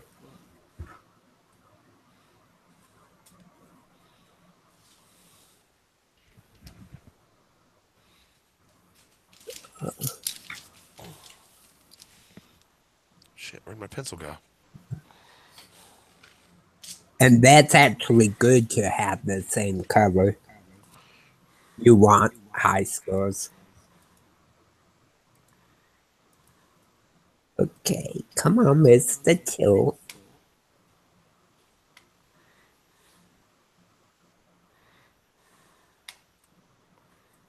Okay. So that's our scores for Act 1.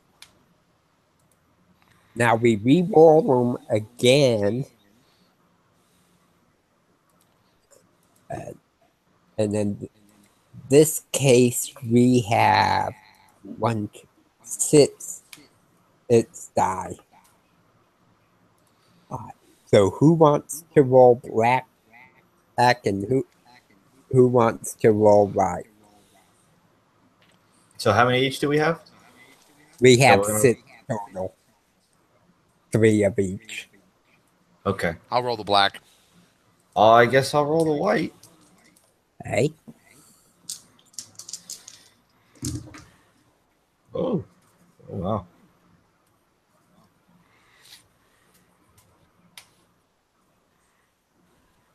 I got 2 6s and a 5. Or 3 whites.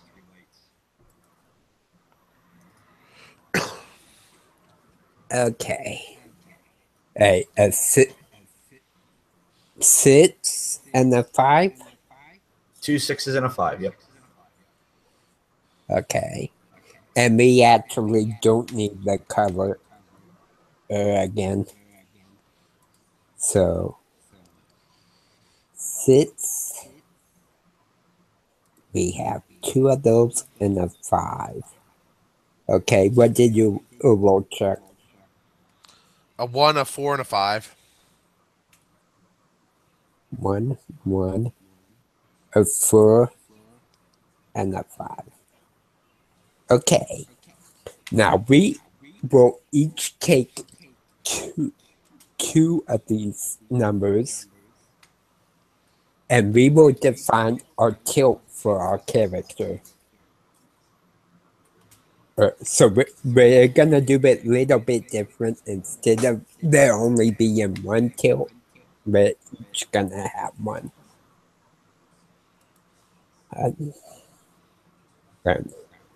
So I am gonna take, actually, let's roll for it. Someone roll me a d6. I'll be 1 and 2. Nick will be 3 and 4, and Chuck will be 5 and 6. Okay, I'll roll it. I rolled a 2. Okay, so I go first.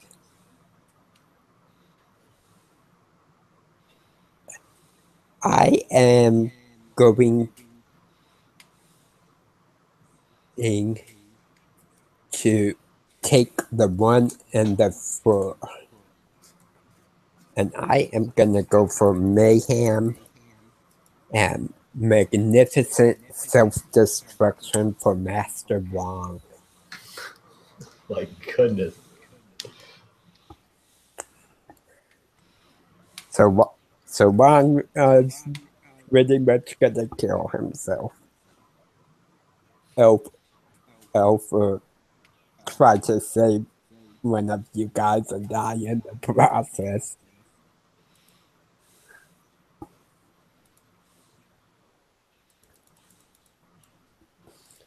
Okay, that gives us 2 5s and 2 6s left. So, you can pick paranoia or failure.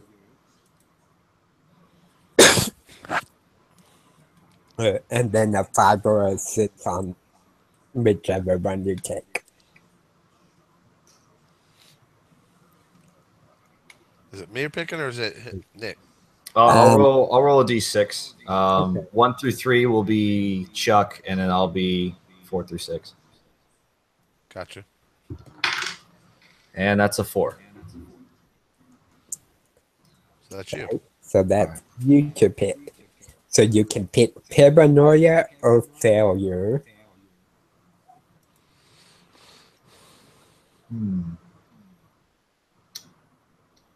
I'll go with failure. Why not? Okay. A. A. So if you can pick either you thought it was taken care of, but it wasn't, or fear leads to a fateful decision.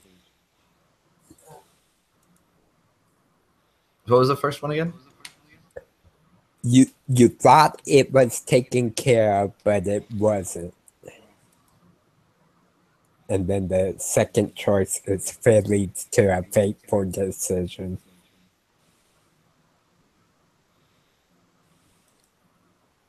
Oh, jeez. All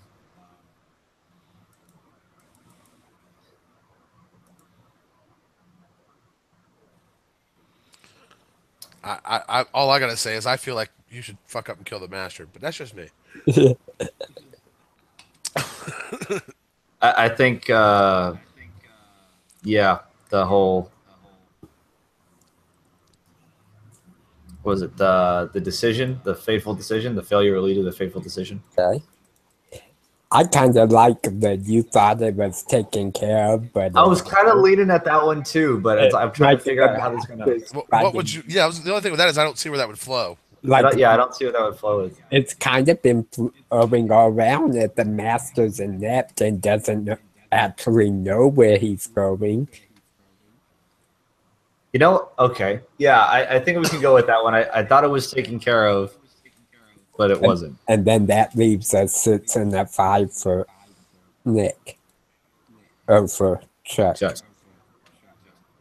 Okay, so just by your character name, and you write failure, and then the definition.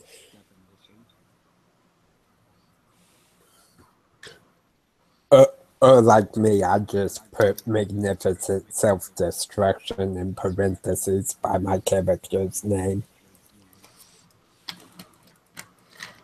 So you're much the same, and you could do paranoia. The thing you stole has been. Oh no, it's 5 and 6. So somebody is watching, waiting for their moment. Or you could L failure and pick the same thing Nick did. See, I almost think we ought to introduce a new problem. I feel like we ought to be like there's somebody else after the Golden Panda, and they show up. That's what I'm thinking. Like Yeah, somebody yeah. watching, waiting for Like their the Red Hood or the Hand of the Shadow have showed up to take the. Yeah. They have finally found the master that they have been looking for.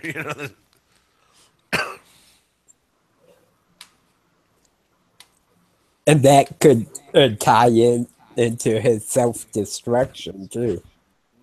Yep. Because like he could try to fight him off and let you guys get away with the Golden Panda, if we even find it. Nice. So we have the oats. So let's take a quick bathroom break, refill coffee, or drinks, whatever we need to do, say 3-4 minutes.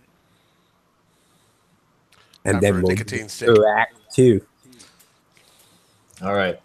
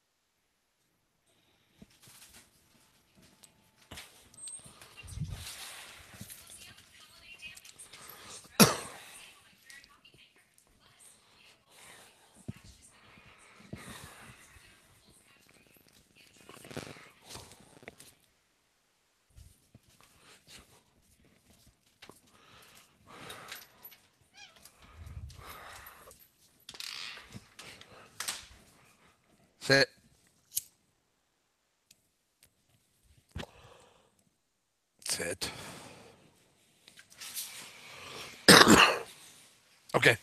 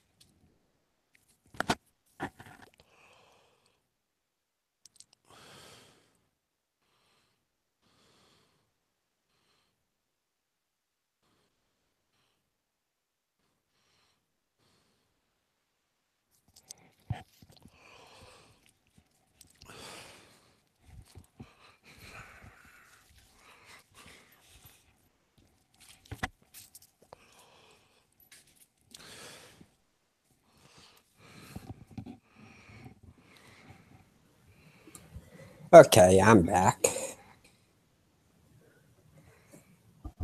I never went anywhere, but that's just because I'm on my phone. Okay. So it goes with me. Nice.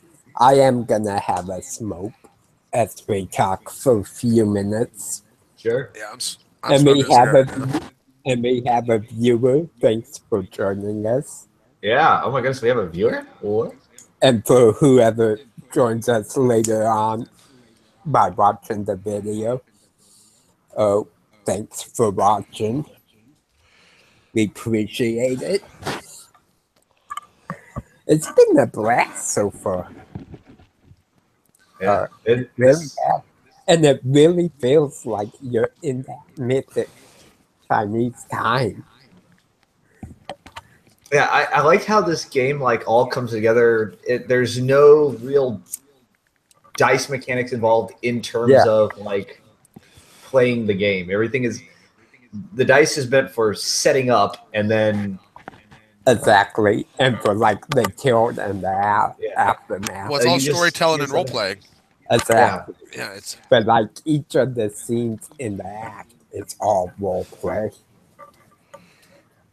That I think that is great because when it comes to like all sorts of tabletop games, I love doing the role play and the voices and the story I'm that you can like definitely role play heavy. One of the things I like about this in particular, and like microscope and Fate does it some too, is it forces you to build out of what each other's doing given the role play. Yeah. Instead of, oh, it's a mechanic, can I try this? Yeah, you do it.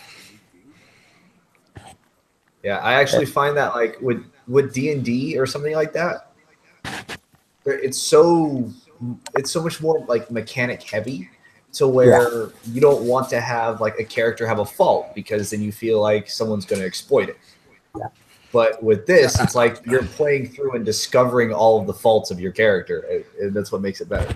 Exactly. they're in the fridge. What was that, Chuck? I was trying to listen to you guys and I got interrupted. That's what. Oh, okay. I thought you were. I was going to say, in my D&D games, I make people take flaws. You're going to take a flaw. But some of the difference too you got to realize is, and even in Fate, this is kind of true. You're trying to tell a story a little more than just playing a game. So there's a somewhat still of a win mentality in D&D, where especially in Fiasco, there's not really a win mentality at all. You're just trying to tell a good story. Lose. There's only like one one option I think on the aftermath table that's good. The rest is just varying degrees of bad. And it's not unusual for characters to even die during the acts. Although I do try to leave the fates uncertain and until the epilogue, which is part of the aftermath.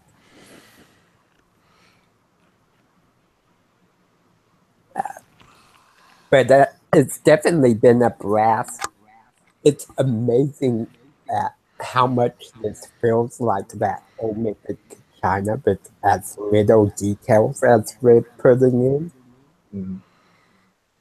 Like we haven't talked about like bamboo forests or seeing the Shaolin temples or anything like that. But it, or like the swordsmen, the Shaolin monk beggars. I feel like that's all going to get revealed like as we're going to play out this tilt because Probably, but just from the first act, it really felt like you were in mythic China in this sealed house, master and his two disciples. I know. I honestly think the best job so far is when you did that with the wife. That was just The mother. yeah, Yeah. that was yeah, some like yeah. That was deep emotional. Yeah. I try to do that in like every session, depending on emotions, and it's different emotions depending on the type of session, but I try to include a scene like that. Because it well. See, touches when I run that game for my one shot for my world, one of the things that really had to happen is the samurai had to sacrifice himself, and him and the other character had a really horrible dynamic, and he had to go let go of his anger. And so that final scene when he killed himself on the sword. It's funny. You can go back and watch the video and see the emotional reaction. And to Oh, me, yeah. you hit that really well with that scene with your daughter. Thank you. Yeah, like, for example, Rise of the Dragons, a campaign I did. One of the characters' backstories was his village was attacked by a dragon, and everyone died, except for him, because he was out leading a hunting party, including his wife and kids. So I threw a twist several sessions in where his youngest daughter had basically gone insane, badly burned, couldn't move, and was in this elf cabin all at the orphanage, thinking she had been abandoned. And then the scene of him finding his daughter is the one I was telling you about, that all the players were in tears, including me as a DM. Uh, and, and like, it was just him in the scene and then me as NPC. But they even brought tears to the other player's eyes because it was that tugging on the heartstring. And if you can pull that off in a session, and regardless of what the actual emotion is, people are going to connect instantly to the story.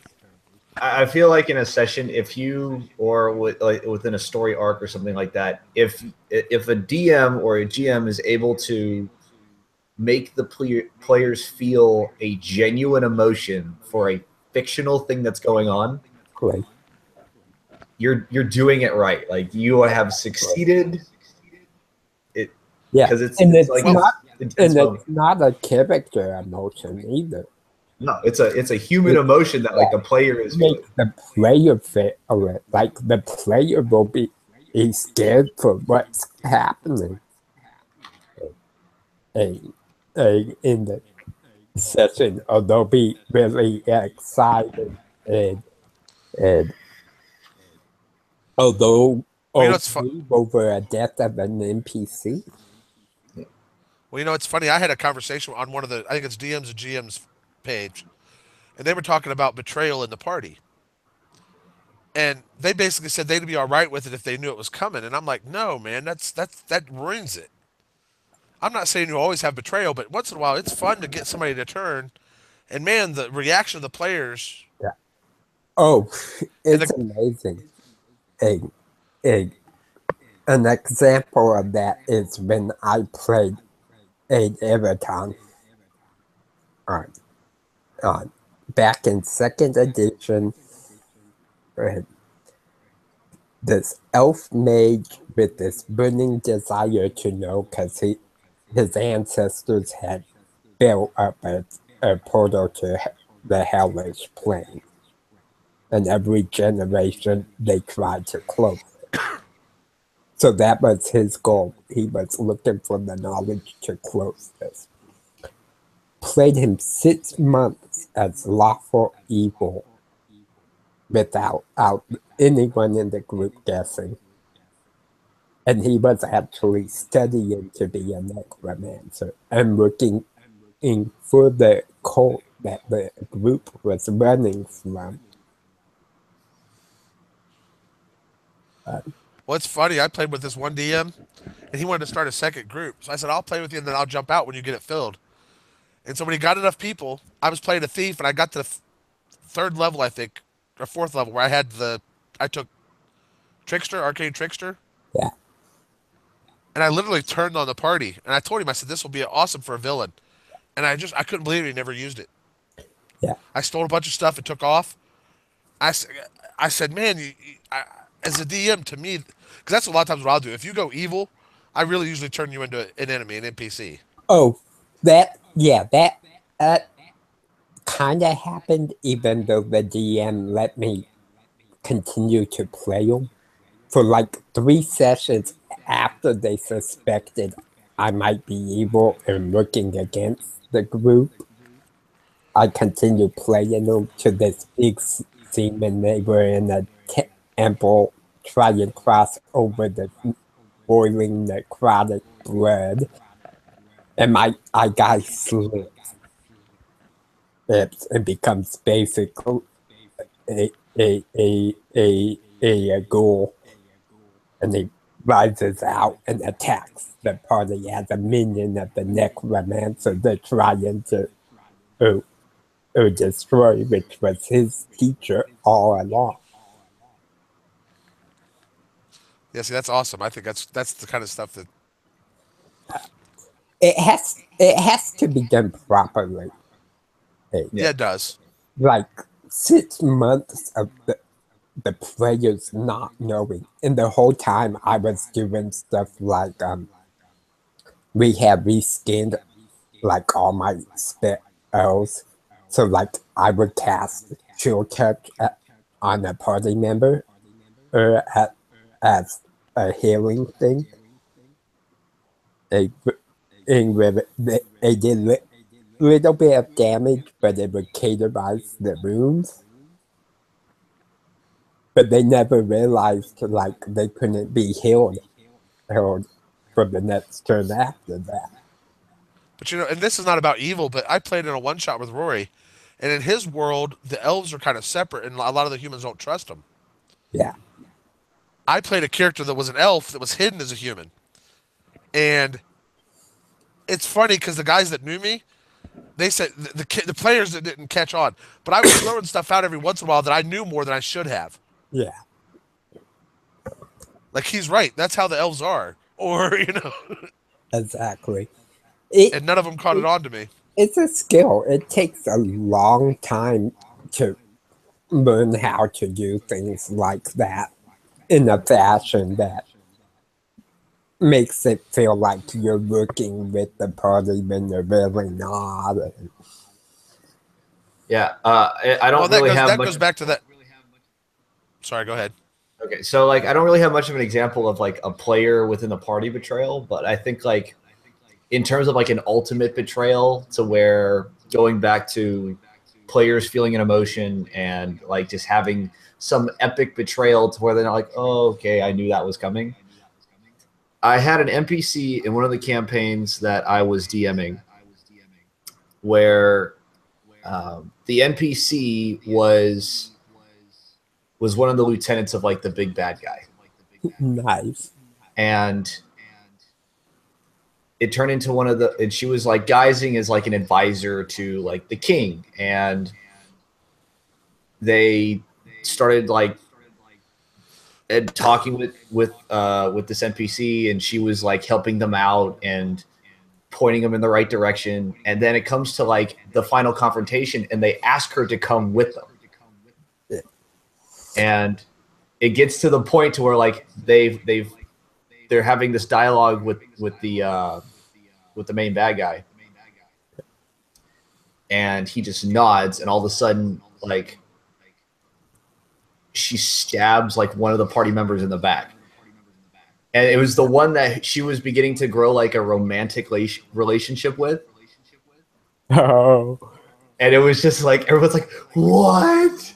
Like, One of my favorites I did was look in one of my campaigns, because I reuse NPCs, Lord Alric Ravenblast. I use a lot of my players as NPCs too. My characters. Normally he's this good guy, Charlie, and I played him that way. And he was like the original quest giver, sending them out to find these shards of an ancient sword. But now the secret that they didn't know was he was a lich, and the sword held shards of his soul. Oh, he was actually the big bad guy.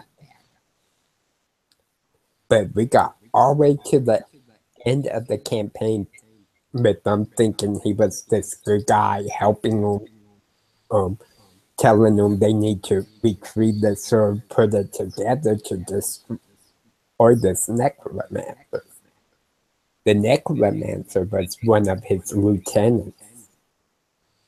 So like in the final battle, right as the necromancer's about to drop, I had Lord Alric walk in. And you've done well. Now give me the sword. And then he turns and attacks the group. that's great. That's great. It was just awesome. Using a lieutenant as a scapegoat. Oh, that's just like an evil thing to do. Oh, that's fantastic. Exactly. Okay, See, well, go ahead. if you guys are good for like another hour, maybe hour and a half, because we're literally halfway done, we should get Act 2 kicking off. Let's do it. So, again, we have these tilts. Tilts will each do 2 scenes, so we should each get it 2 die, depending on what happens. And who wants to kick off Act 2?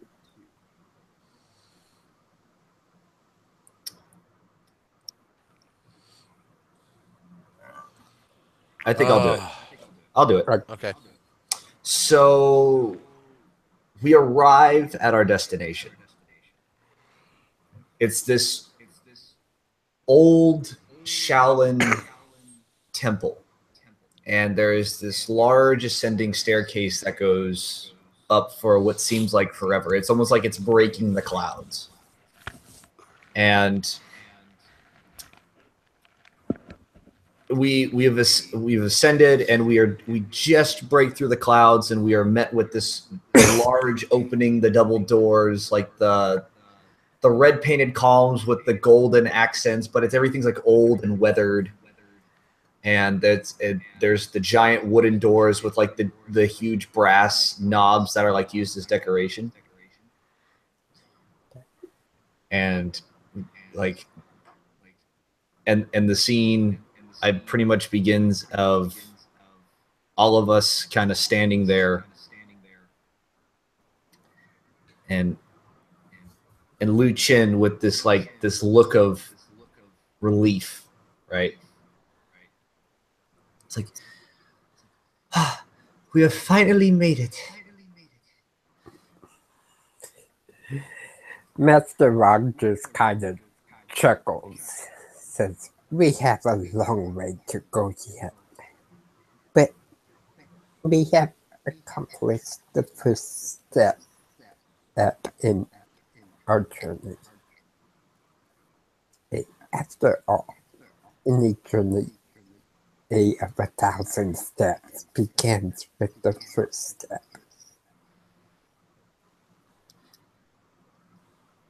The ancient one, she should be waiting for us, probably in the chamber up ahead.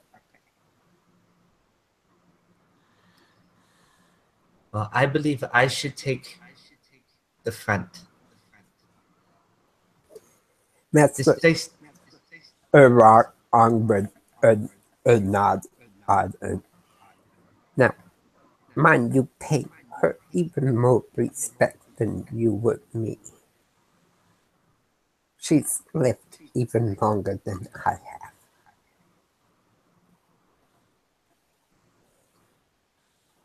I feel like it would be like this big like oomph to like push the door open, and it's got like that large, or the loud but like long creaking sound. Nice. And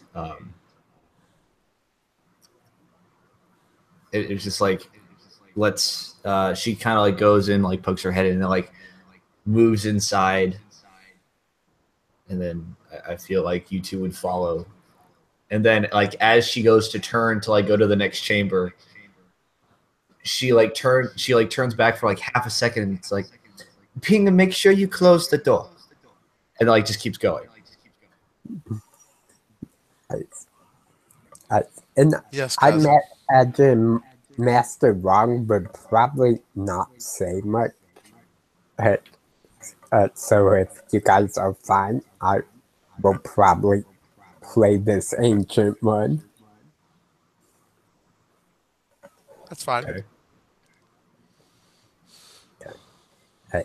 And you see her sitting near what looks to be a small window, stepping out in the distance. But on the head with the little top knot that Shaolin monks has.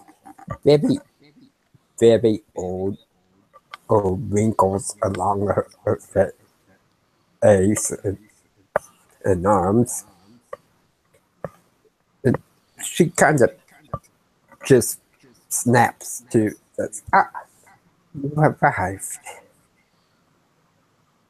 Come now. How you can tell me what brings you to me.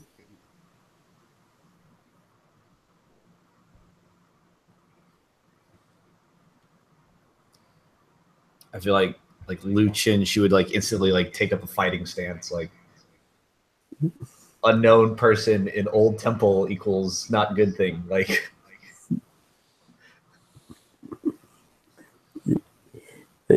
You see the ancient one's head just kind of turns, looks at you, says, "There's no need for that.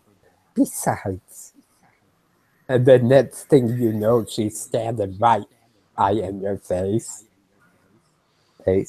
"You're much too slow for me, dearie."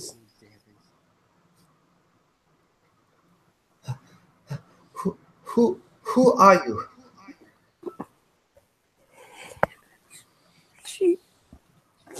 He just looks at Master Wrong, kind of raises an eyebrow, says, "Let's call me the ancient one. You may do so as well."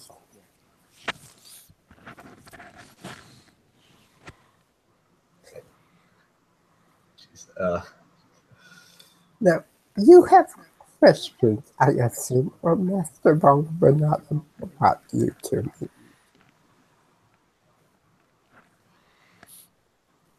We seek the Golden Panda. Ah, the Golden Panda. I remember it. I was at a young yes, probably not much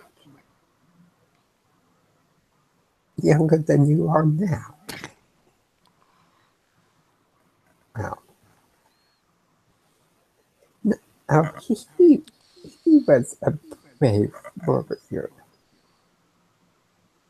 The likes of me have not been seen since.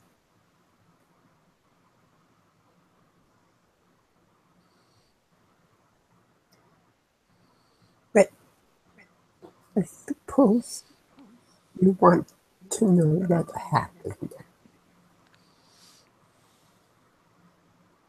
Well, we simply do not know.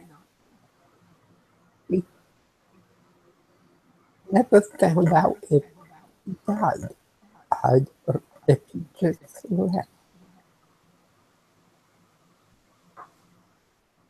But in the morning, there was a tablet.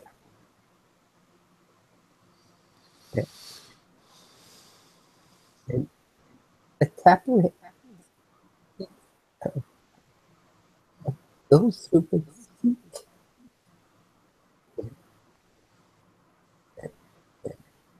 finding the place of the eternal sun. That this time stands still.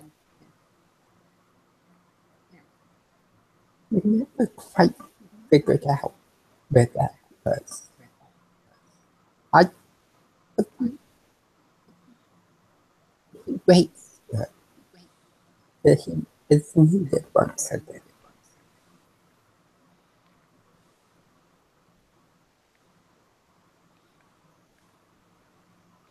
And then she looks over at being kind of curiously.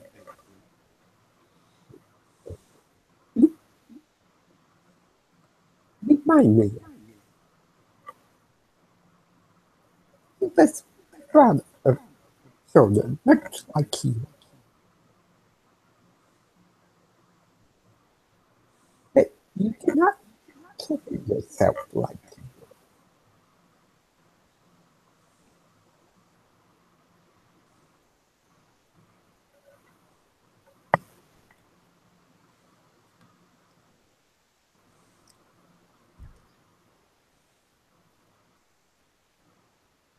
I mean, I feel like that last bit kind of broke up, but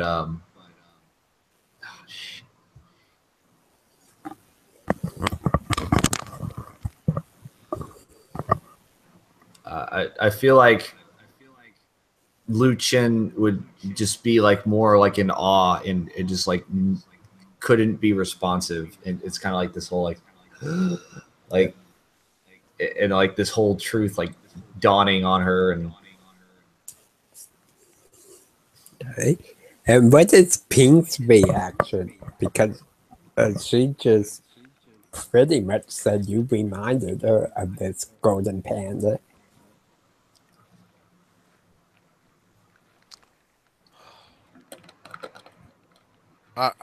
He seems speechless, and then he kind of starts talking, not necessarily to anybody in particular. He's like, it cannot be. I, I, she will not be able to do it.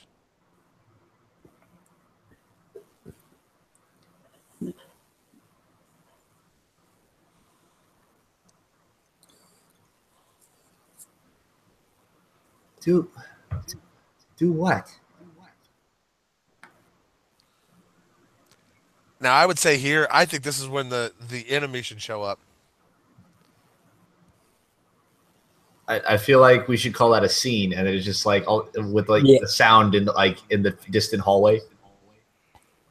I yeah, I think it would be like the sounds of running steps, and then like Master Urag would just be kind of no towards Ping, like Ping's gonna tell Lu Chen the secret, and then right as he says no, that's where the scene ends.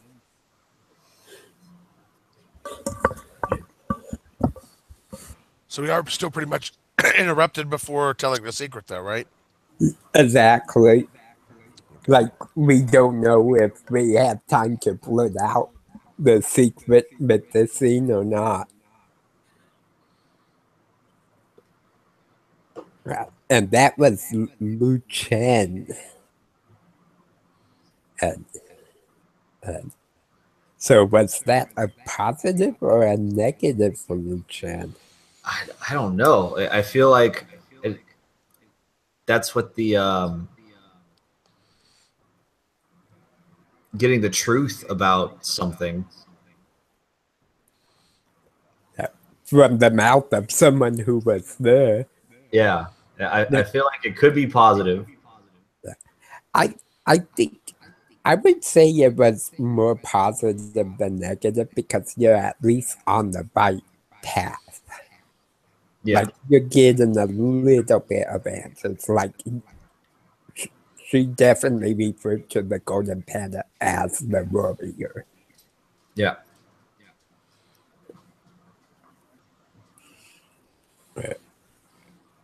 So I would say that's a right die for you.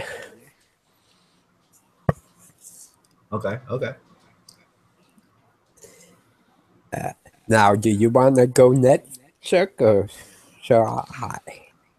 You go, because I'm kind of not sure where to go with this at this point, to be honest.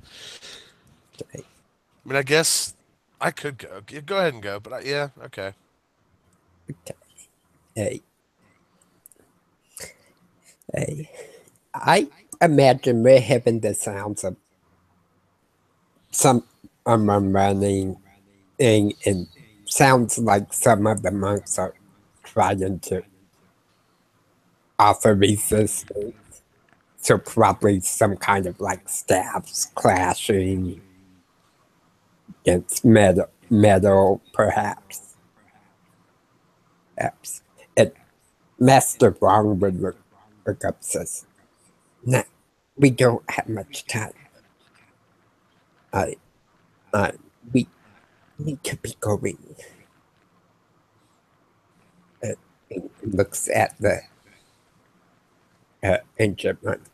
Is there anything you can tell us about where to look for the panda?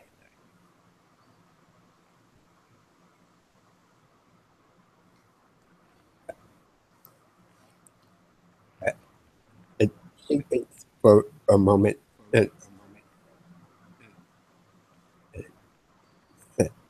Uh, head into the settings and look within. The answers you need are there.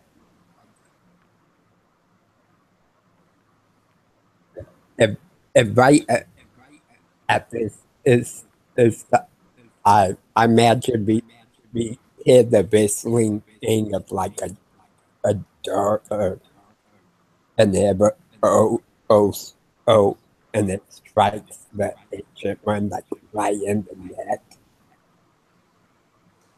Yeah, I can see that. And like Master Wrong turns around really us it's children. Run. Go now. And we dart off to the west, I guess, because it did the setting sun. Exactly. I imagine you guys head towards the setting sun, and Master Wrong, I think, would stay there and fight. And that's kind of his self-destruction as he's holding off this person that you guys didn't really get a chance to see yet. And you guys don't know what happened because that's in the aftermath.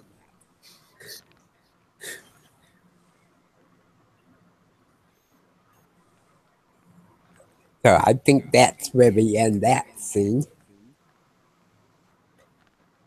All right, so Lu Chin and Ping like just go running off to the west. Exactly. Now, I imagine.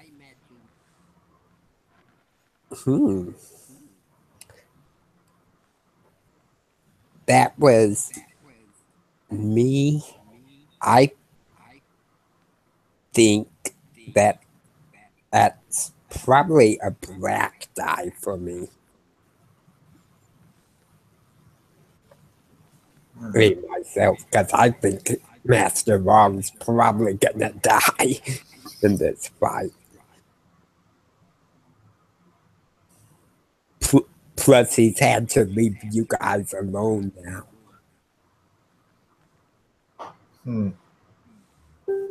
What do you guys think? I think just because to go with like the opposite of what would seem logical here, I want to say a white die because I feel like he knew this was coming, and so he kind of set the stage for his own destruction. Okay. So it's already kind of going in his favor of. And that could be very well possible too.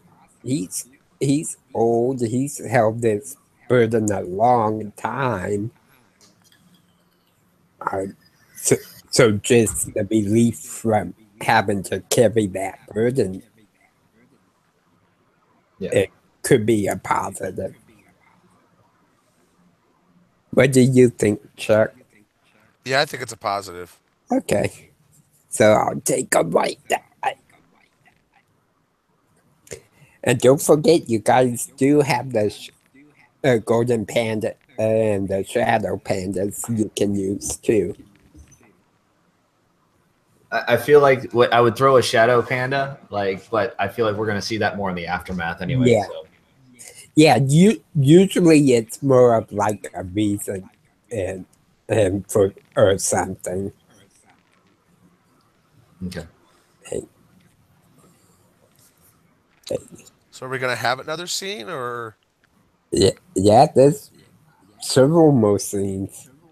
Yeah, we each got well, you still have two, Chuck, and then there's we still have another go around. So there's you, Chuck, and then there's another go around.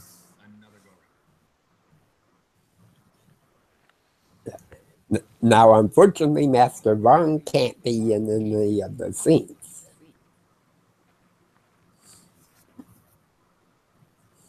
That we know of. Because I would almost say it's the next scene would be us getting somewhere and me revealing the full secret that I know. We can do that like mid run down like some hallway in this large temple. I would think it's even further than that. I would think you guys are on the road to like the rest. So you're stopping for a meal or something. Or to turn in for the night. So what you're saying is we have farther to go to get to the Golden Panda is the idea, and we're farther down the road is what you're saying. Yeah. Remember, they haven't gave the location. They just said the Eternal Sun is. So like a place that never gets dark. And then she said, go to the rest. Didn't say how far west.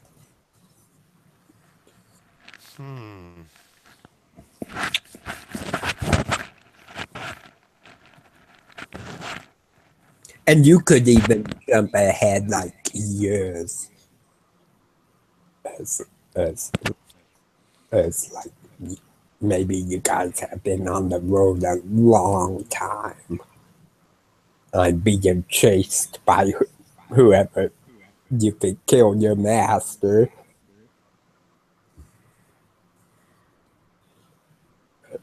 That's entirely up to you guys. See, my thing is, if I tell her the truth, it gets rid of her idea for her revenge is pretty much gone now anyway. So, um, Maybe her revenge was us leaving the master there alone. Oh, oh, as a way of getting even. I would say it's down the road a few weeks, and we're looking for the place of endless sun, and we finally have a discussion about what I know. Okay.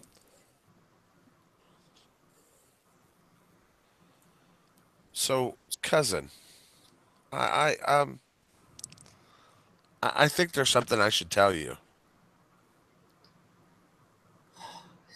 Do you see that we're on the run? We've been on the run for weeks. Now we want to have a discussion.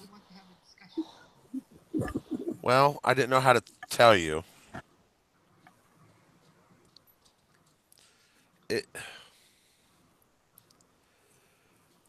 whoever's the golden panda, the other one has to kill. What?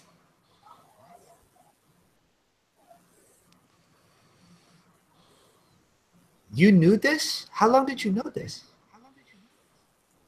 Few years. I stumbled onto it one day, and the master made me swear to not tell you. And I am going to do a shadow die for Lu Chan here.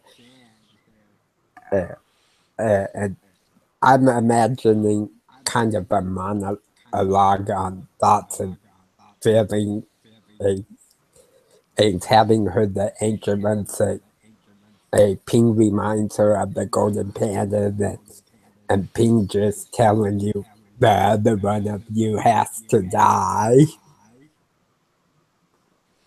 Yeah, you definitely like what it's with like within her head at that moment, right? And like all of the pieces are starting to fall together, or at least how she's figuring it out, right?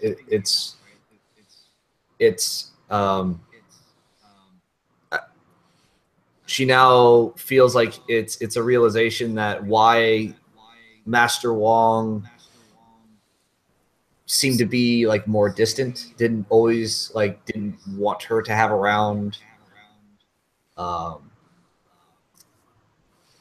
and then like how he was, it almost seemed like it was just more distancing, right, over time. And then with the ancient one kind of saying, like, looking at Ping and saying like, oh, you look like the golden panda, and then she kind of like dismissed it because she was still trying to like, oh wow, someone knows something about the golden panda, and then it's like it's clicking more and more and more, and it just, and now she's feeling like all of this has been like a giant setup for years. Like she's supposed to be the sacrificial pawn. Nice. And I imagine also, oh, oh, even though you guys don't know it yet, I think Master Rod, having known this was coming, he probably left like a letter for you guys in your belongings. And to kind of play on all this emotion.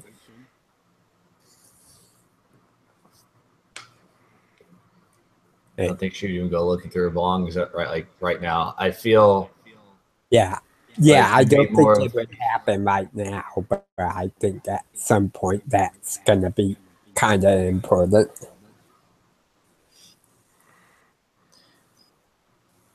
I feel like Lu Chen, she would like look at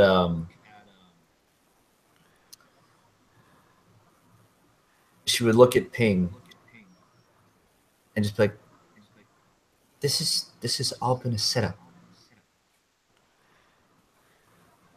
This is all a lie.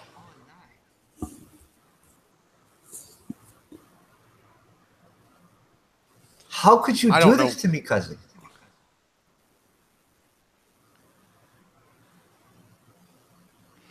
I tried to get Master to tell you.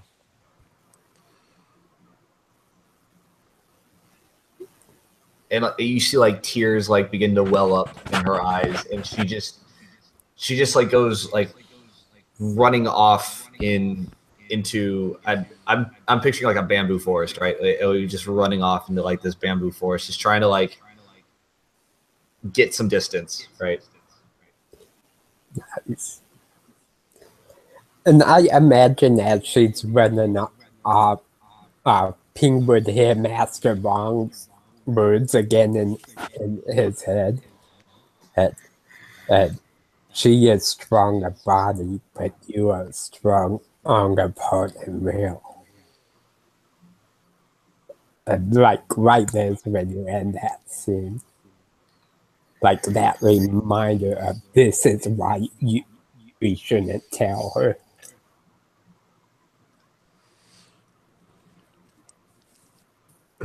Nice. Now the question is that positive or negative if for Ping? I think it was both actually. Yeah, because I could see it as positive as he got it off his chest finally. Yeah. Right. But I think it would be also considered negative because of like seeing the emotional destruction of Liu Chen. Like, was that like a reaction that he was hoping for, or was that like not? No, you gotta understand. I'm playing Ching. I wouldn't say dumb, but somewhat simple in the sense that he don't look ahead. He's just trying to do what he feels is right. Okay. Yeah, that's a tough call because like he had to see the just destroy his cousin, even though it's like his third cousin. I'm gonna say it's a positive die just because he got the secret out finally. Yeah, right? I think the belief of that secret, it kind of outweighs what might happen. Yeah, she's upset. Yeah, I got what I got what I wanted out of it. I wanted to tell the secret, so exactly. So I think it would be a right die as well. Although that is a very tough call.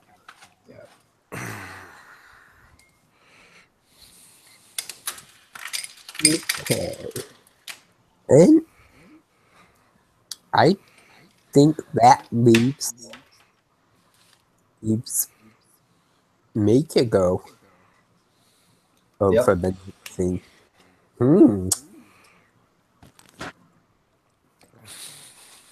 So I imagine this scene after Liu Chen's run off, probably a couple hours.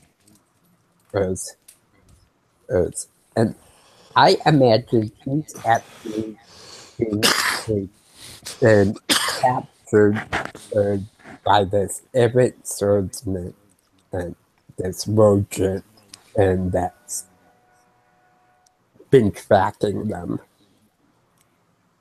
And Pig has to kind of come to her rescue. Oh, I was thinking we could do something like to more set the destruction of Master Wong. If you want to do a resolution. Oh no, I'm saving that for the second round. Well, this is the second round, isn't it? No, this is still the first. Oh, okay. Yeah, you started and then Chuck quit. So that's where I imagine makes the most sense. It's kind of that, oh, I ran off because you told me this secret. got into trouble and now you gotta save me. Kind of.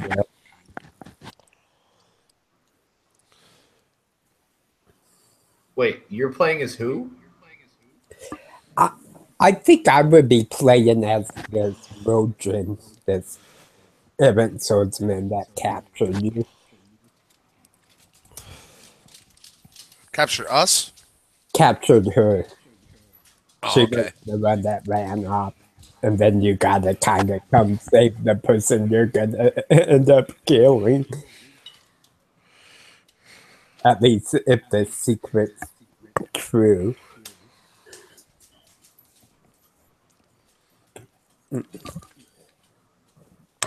You there. Yeah. With Oh, the Golden Panda. We know you know about it.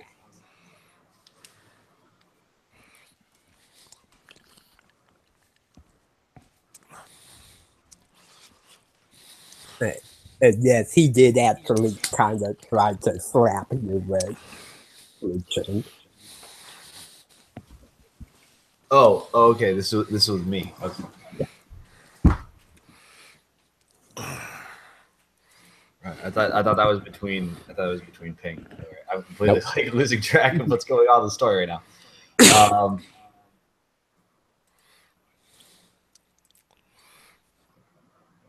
So just to backtrack, like set the scene here real quick. So you're a Ronin, and Yeah, I imagine man in the forest is probably a couple hours from where Ping and you had stopped uh, up, and I basically pretty much snuck up on you, knocked you out, and then are bringing you to demanding answers.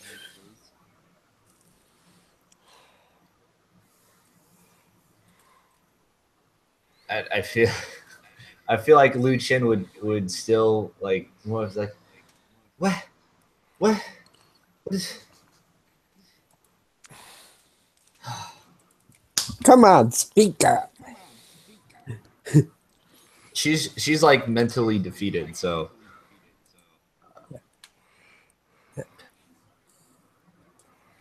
Or does your life mean nothing to you?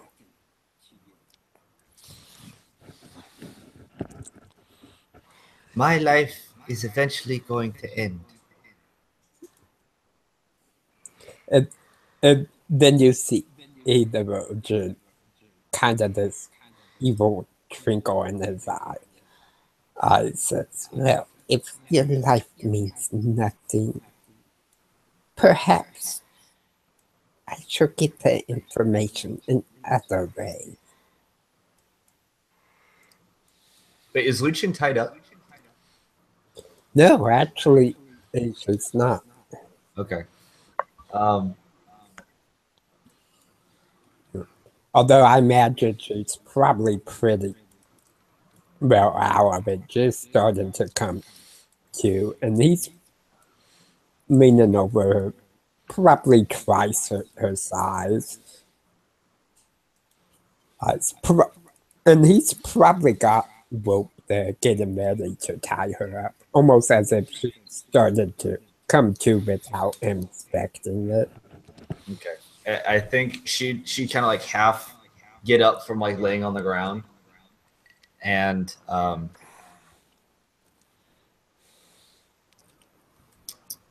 I feel like this would be one of those moments where she's trying to work with like this whole thing of she's destined for this thing, but she doesn't really want to be what that part of the destiny. And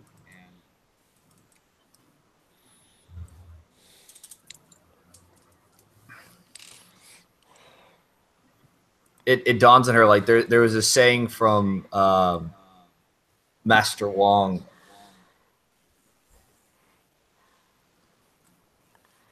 saying something about like something about fate and how it can be changed.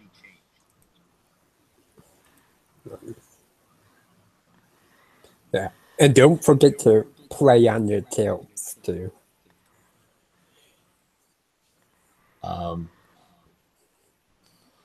Doesn't necessarily have to be this scene, but sometimes given this act.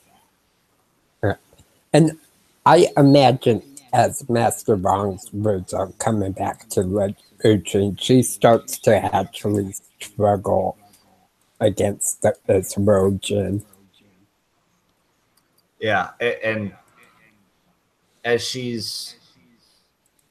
like the Ronin's like starting to like tie her up and everything, she kind of struggles a little bit, and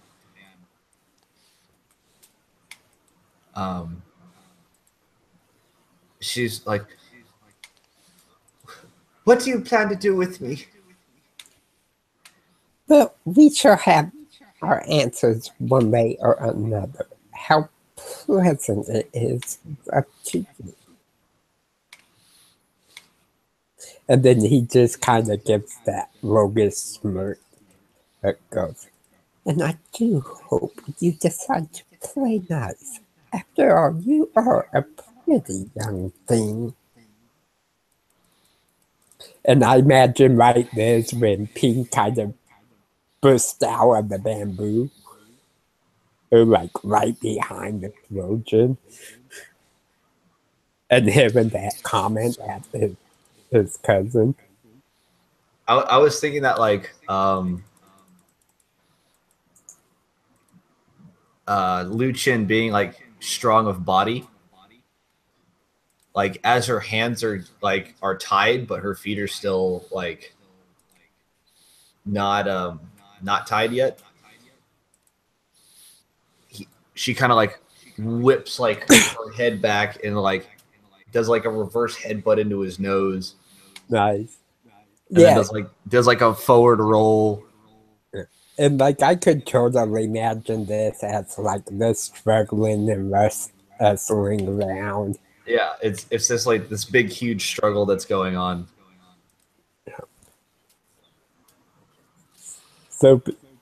So Ping just comes in and goes, "Get away from her!" And I like that gives enough distraction for her to hit him. Yeah, and like with her hands like tied behind her back, she kind of like gets like this now like adrenaline rush combat thing. It's like, this is what I think of Master Wong's fate, and like does like this spinning kick and just like kicks this guy right in the face and like knocks him right out. Nice. And I imagine like that's perfect because of how he was bit and over wrestling out. So I definitely think that went in Lu Chen's favor. Yeah.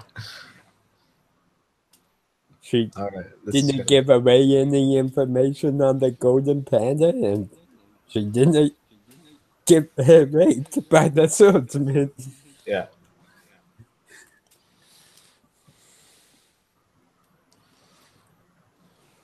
And Ping saved her. Yeah. I would. Yeah, I'd say that goes in her favor. Yeah, definitely. That's one of those that's so much in their favor they should almost get two white eyes. All right.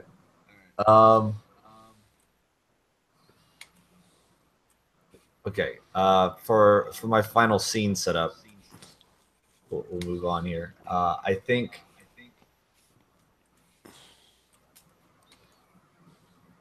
we've found the location of the Golden Panda. And it's like this old shrine. Okay.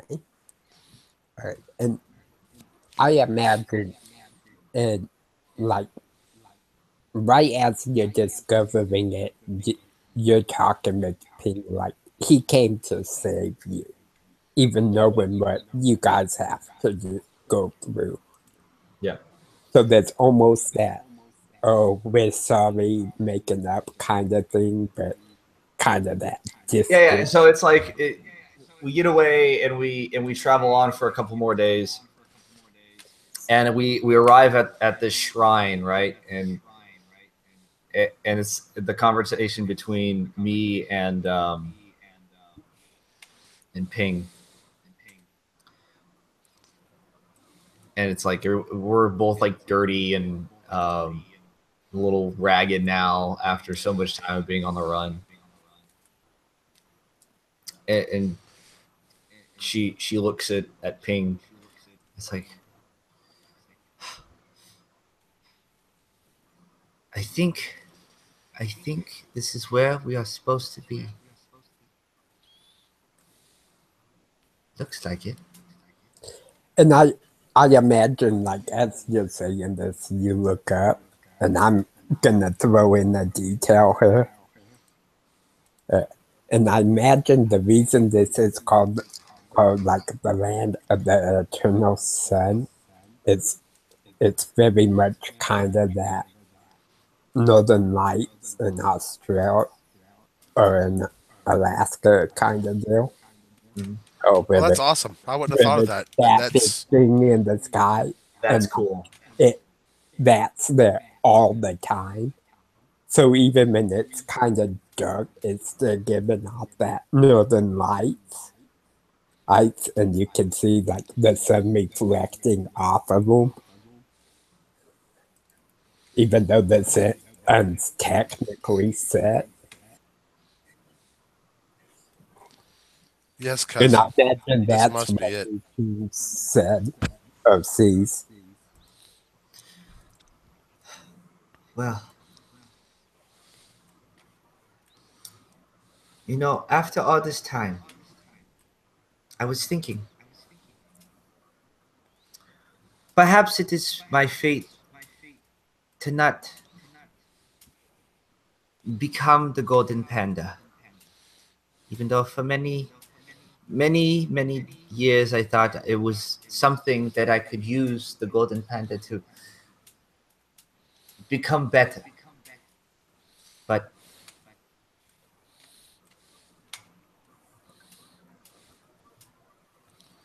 Ping, you are strong of will. And I feel like it is time for me to play my part.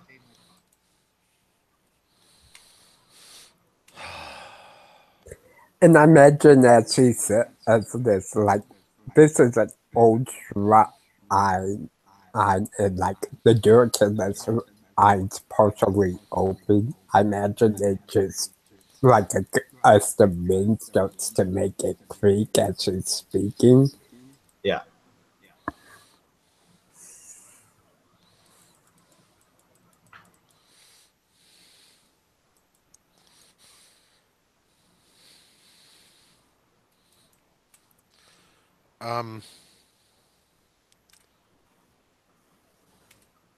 Yes, cousin. I think you're right. Even though this definitely not turned out how I expected. That makes two of us.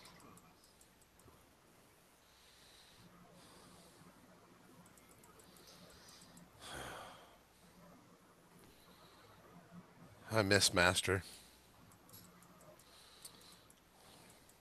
You know, despite the time that he always took to do anything, really, now that I think about it.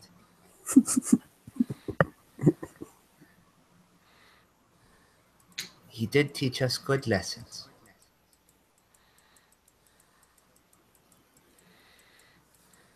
Well, let us see what this Golden Panda is.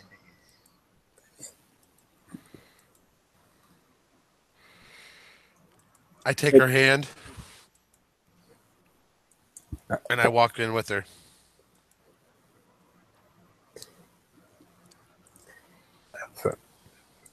I imagine like they just this statue of this warrior and like a panda mask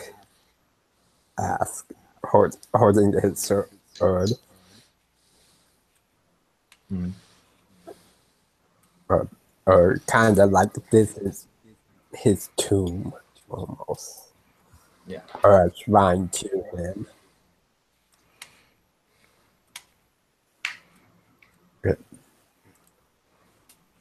Okay, so if that's where we're gonna cut the scene, right? It was very short, very sweet kind of scene cut. So going back to the scene in the bamboo forest with the Ronin, right? That was the scene that you initiated. Yeah. So I think however you wanted that to turn out, I don't think it went out in your favor. So you would get a black die for that instead of me getting a white one. So now I feel like for this one, it's does Lu Chin get a white or a black die? I think a white, but I think it's a matter of the spiritual change in her is why. Yeah, I can see that. Yeah. Because I'll be honest, I'm over here thinking about a couple things, and I don't know if it fits what we're doing. I almost feel like there should be some representation of yin and yang. And the reality is both of us need to be sacrificed.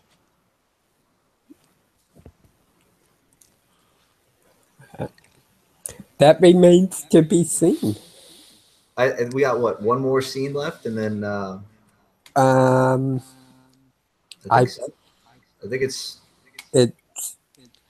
Chuck's turn, and then we each have one scene. again. Yeah, I only have one marked down for me. Because I got two marked for me. So it'll be Chuck and then you again. And then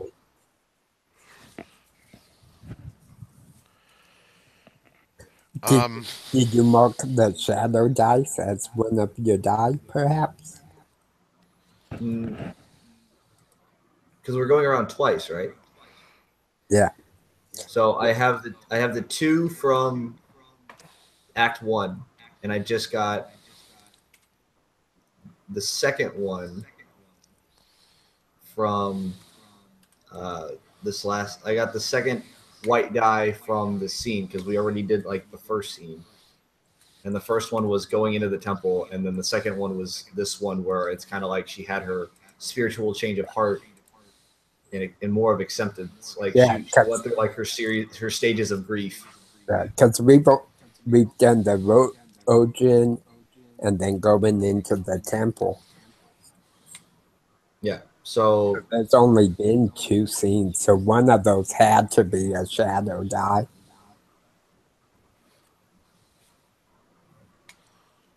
I just feel like we're running out of time to run all the scenes. Is what I feel like. It feels like a conclusion is closer than how many scenes we have. Yeah, I feel like that's how it's turning out too. Yeah, we might just end up with like doing one more scene and then just taking whatever we roll.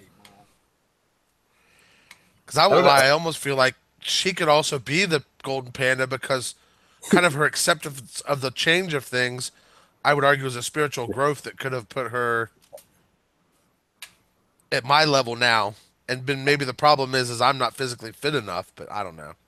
I'm just running on ideas at this point. So, I don't know. I feel like we should just like roll aftermath and see what happens. Because we're like right at that point to where like we can start the montage of like how this all ends up. Almost. I got one more scene. You got one more scene? That I think needs to be in there. I think you want to go first then because the scene I see is us coming to an altar. Yeah, like coming to an altar. That's where like that's where Lu Chin and Ping are like right now. Yeah, I think that's like the end of that scene. Yeah, and then we're going back to Master Wong to see how that's. So, first off, I have a black die. You have what, Nick? For Act 2. I have two white ones. Okay, take just one white one. Okay. And this will actually be Chuck's scene. Okay. Now, the scene I'm thinking is Lu Chin does not know she's is Master Wang's granddaughter. Okay. So I think knowing all this was coming up, I think Master Wang would have left like a letter or a scroll for her. And of course that would mean Ping also is family. And that might reveal a bit more of Master Wang's motivations. If you want to do that thing. And I imagine we do like a kind of a split scene, like where part of it's like you guys reading in the letter and while Master Wang's fighting still ill in the Ancient One's temple. And then we end it right as you guys are approaching and the altar, like Ping picks up the dagger and Master Wang gets like what should be a fatal wound and it falls to the ground.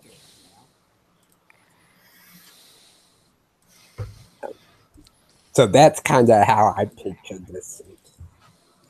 If we want to play it out, or we can just say it happens. I feel like we can just say that happens. I mean, it's like we kind of, that was like the setup / resolution of everything. Yeah. Okay. And I imagine, I don't know, for Ping, and do you think this is positive?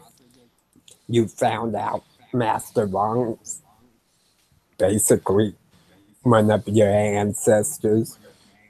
You're here in the shrine. I'm about to deal with this Golden Panda destiny.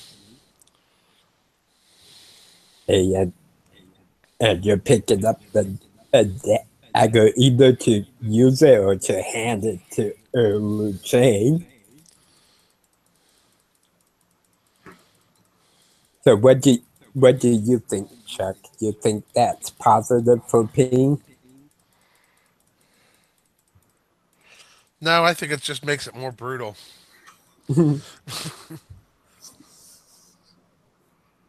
More hard to cope with.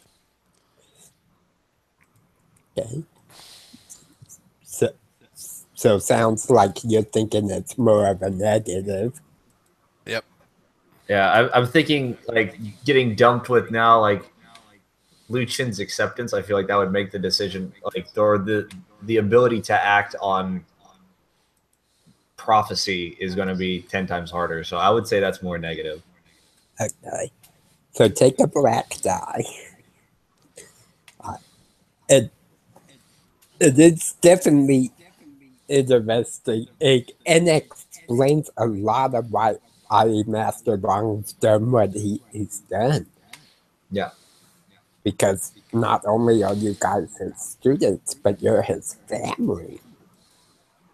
And he's had to carry this secret bound to try to protect you, except for Ping found out. Yeah. Okay. So we will go to the aftermath. Now, just like in Act 1, we will roll one dice we got. So I will have a total of 3 black, because you add them with your score for Act 1. Okay, so I have 2 black and 1 white. I have 2 white and 1 black. Okay.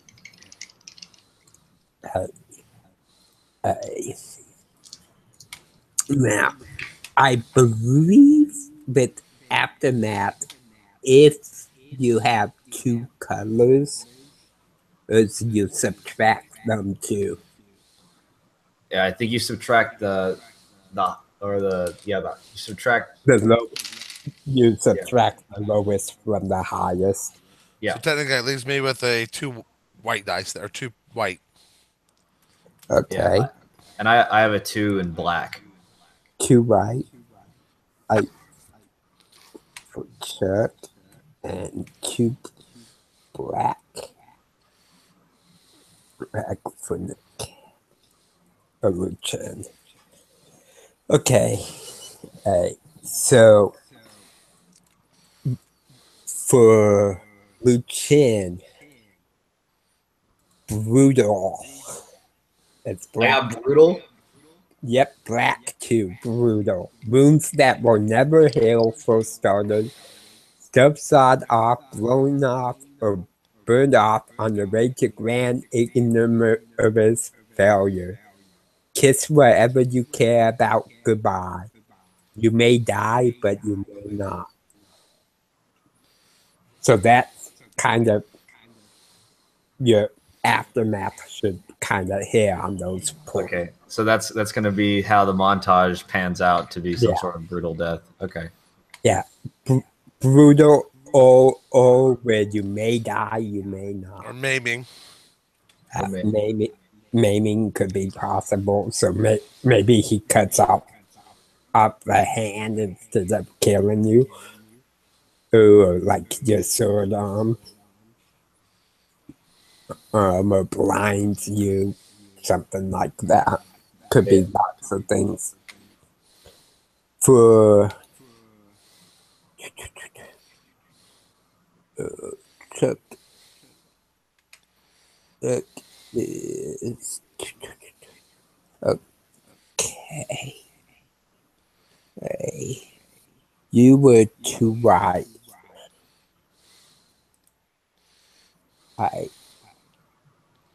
I believe. Yes. And I was 3 black. So for me, Hirsch. Shit in a bag, Hirsch. A lifetime of medication, Hirsch. A big black cloud of hurt is starting to rain all over you. The things you need to happen are not going to. Simple as that. Okay, I have an idea for that. Okay. What was the 2 white for Chuck?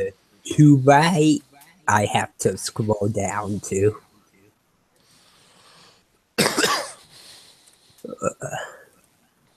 Merciless, you might not be dead on the outside, but you sure as hell are dead on the inside. The emotional or mental wounds you have suffered will never heal. The Oh my goodness. future is a brick wall. Okay.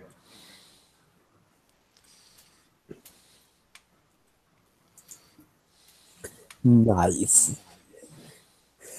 So I imagine the scene is like Ping holding the dagger over Luch and I kind of have like a different idea of how, because if I remember right with Fiasco, is that it's kind of like a montage and you kind of do it with the dice that you have.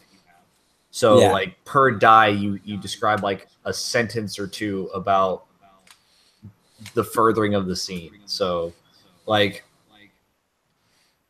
when I'll use one of my black dice, right? And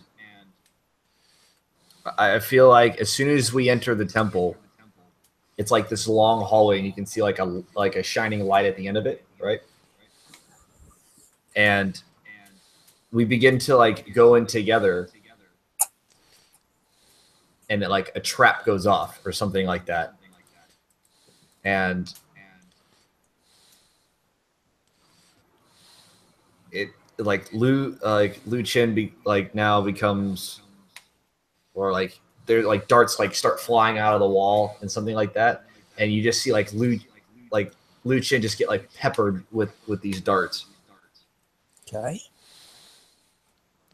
Nice. What do you got, Chuck?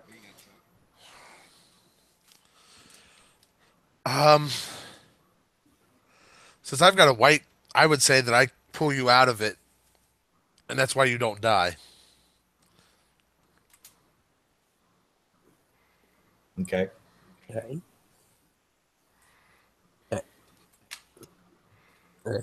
And I kind of want to do my two at the same time.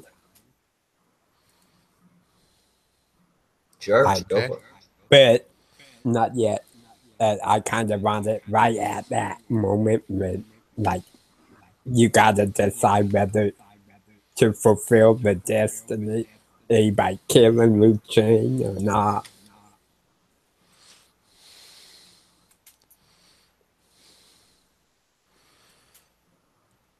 So we get into the room with the dagger then, and That's kind of why I'm wanting for my I think so. If you got, I've got something before that.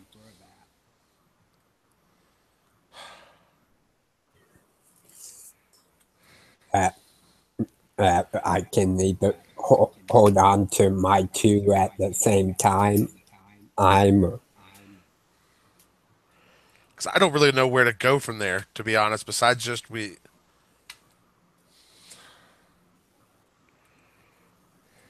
okay.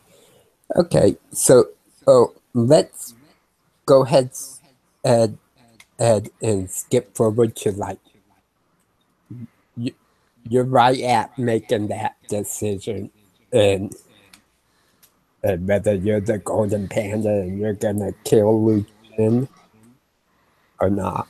Uh, and I think it's at this point Master Wrong, being badly wounded, drags himself into the shrine. I'm sure you guys uh, uh, and he, he's trying to reach out. And, no, Pink, don't take me. And he just collapses like right there on death's door. And then like I feel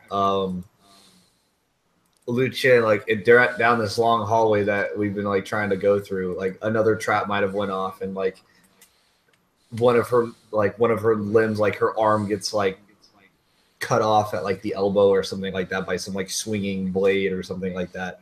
So it's like beaten, bloodied, and battered. Like we show up at the altar where like this dagger is.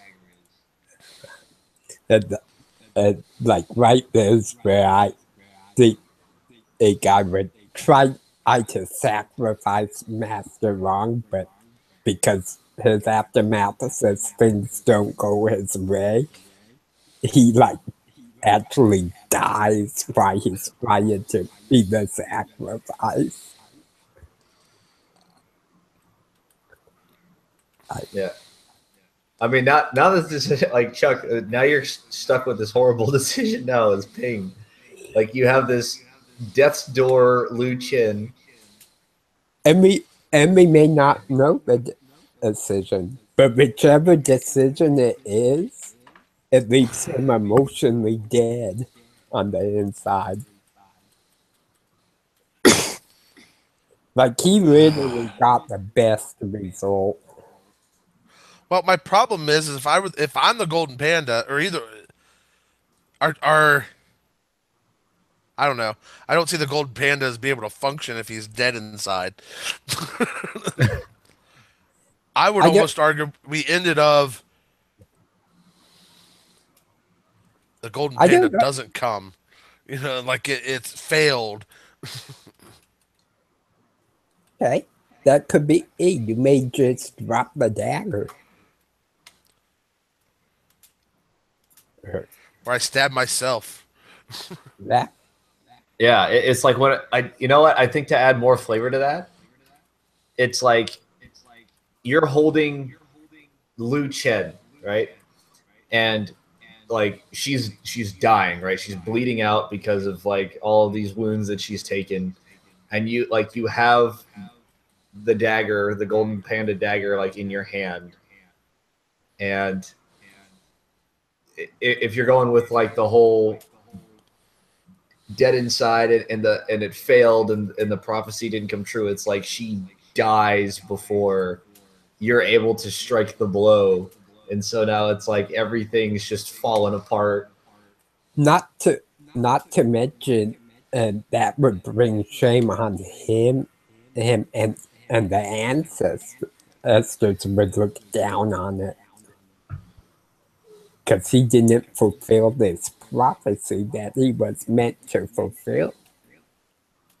And now all this horrible stuff's gonna happen in China because it doesn't have this golden panda warrior to protect it. So, awesome job, guys. I definitely did not know which way that was gonna go at all at the end. I only knew because we kind of left Esther Wrong's fate up in the air. I wanted kind of like that one last appearance, like he's trying to save his descendants. Yeah. And then he just fails to do so. So what did you guys think? I think it was cool. I kind of think like maybe why I was having a harder time seeing it is because I was thinking about how the Will Wheaton's one did, and it really wasn't so much of this ultimate goal as just it was the people functioning. Yeah. It seemed like there was like an objective to this as opposed to like everyone had their own agenda that they were trying to fulfill. Yeah. We definitely could have played on the needs a bit more. Yeah, I feel like Master Wong kind of like he kind of signed himself out really early. I was trying to get back at him for something, and then all of a sudden it's like, and he's gone. Yeah, I wanted to kind of leave that. See, like there needed to be a reason for you guys to get away. So like Master Bog's doing his thing, but I knew I didn't want it to be the end because unless as like the aftermath said I died. Yeah, I feel like but I had to play on that magnificent self-destruction. So like that's how I did it, was I threw myself at this enemy to hold him off. I do like it. I think it might be more fun now that we've had experience to do it another time, and then that'll be even more. Oh yeah, and we got a wide variety of playsets, but it was definitely fun. It was very much more of us working together than like the one real reading did, but each of them were kind of, you might have had two party up against another one.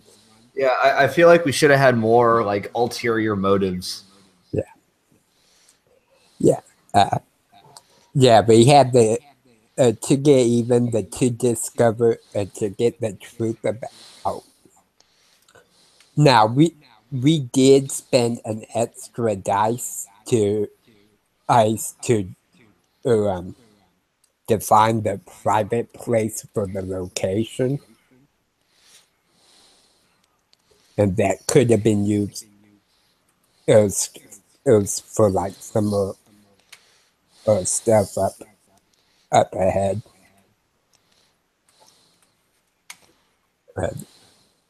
But like for the object, we just went with transportation, and then it got thrown into the game with the broken down rickshaw. But I think it's a really neat game. It's really got me interested in wanting to play more. Yeah, it was awesome. I definitely loved the feel of the Mythic China. It just felt so much like you were there. Yeah, I feel like there's a lot of like role playing games nowadays to where they don't really lean towards like China or any sort of like Far Eastern Yeah, settings. Like, yes, there's what's it called? Um, like L5R, right? yeah. And that's That's very like L5R. Legend of the Legend of the Five Rings. Oh, okay. But yeah, people do tend to stay away from it. Part of it comes from even like first and second D&D. Yeah, we're all stuck in like the Tolkien Yeah, fantasy. I don't know. I think you're starting to see a lot more futuristic fit than you are. That's where a lot of them seem to be going towards. yeah. Part of the reason I think people shy away from real culture is like that is, for one, when it's been done in the past, it's been done poorly. Yeah, that's true. And the second part is I think they worry about offending people. So I don't know how much it was offending and how much it was just being comfortable. Yeah, You know, a lot of us don't know a lot about Asian culture. It's like yeah, they did the Mayan culture at one point years and years ago, and it didn't seem like it did very good at all. yeah. Like I literally based what we did off of like the old B-rated martial arts movies that were like all in Chinese. Yeah. I also feel like with like Asian culture, um, especially when it comes to like elders and masters and apprentices or disciples or something like that, like it's a very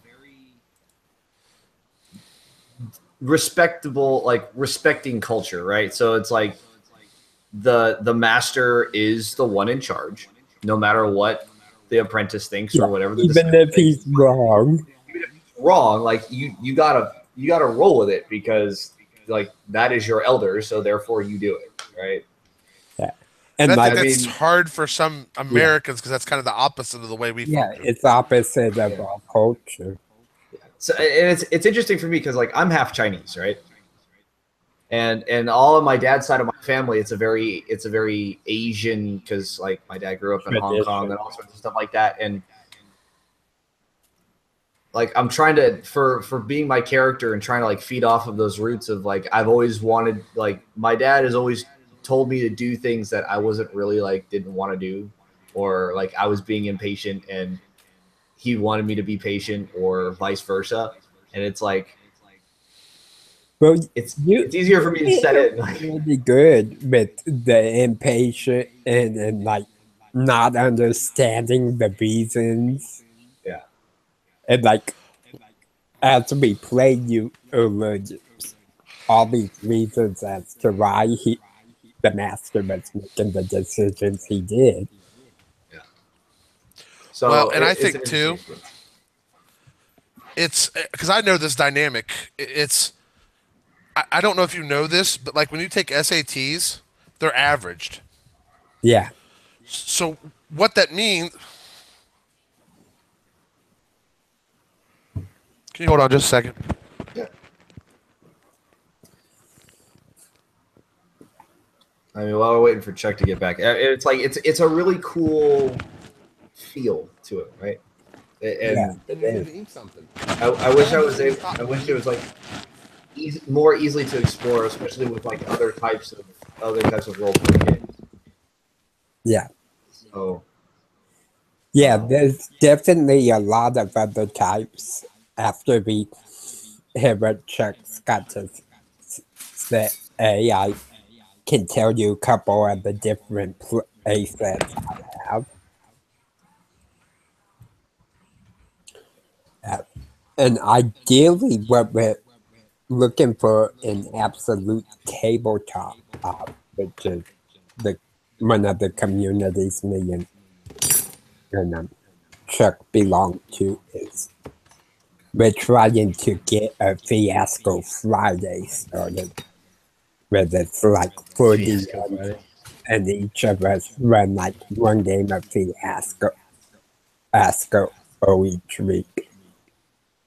So like this week, ideally it would have been my turn on a Friday, but we didn't quite do it right.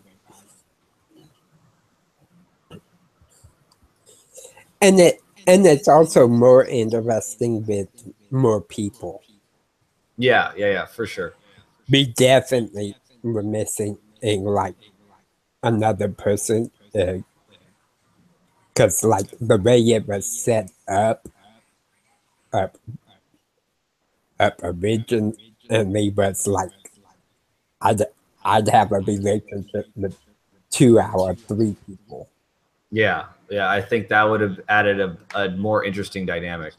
Exactly. And then they each have a relationship with 2 out of 3 people. So we definitely were kind of missing that with Eric deciding, and he couldn't make it tonight. Yeah. Also, I just want to throw this out there, but as soon as like they said silt house with a trap door, I was like, hold on, let me look this up real quick, just because my mental image of a silt house wasn't the same. And so I found, hold on, let me share this real quick because it confused me. Right, this is a silt house. Yeah. I was like, where's the trap door going? Right. It could have been opening onto like one of the little poles underneath, but Yeah. instead I was like, oh, it's just a hidden and trap door like in the wall.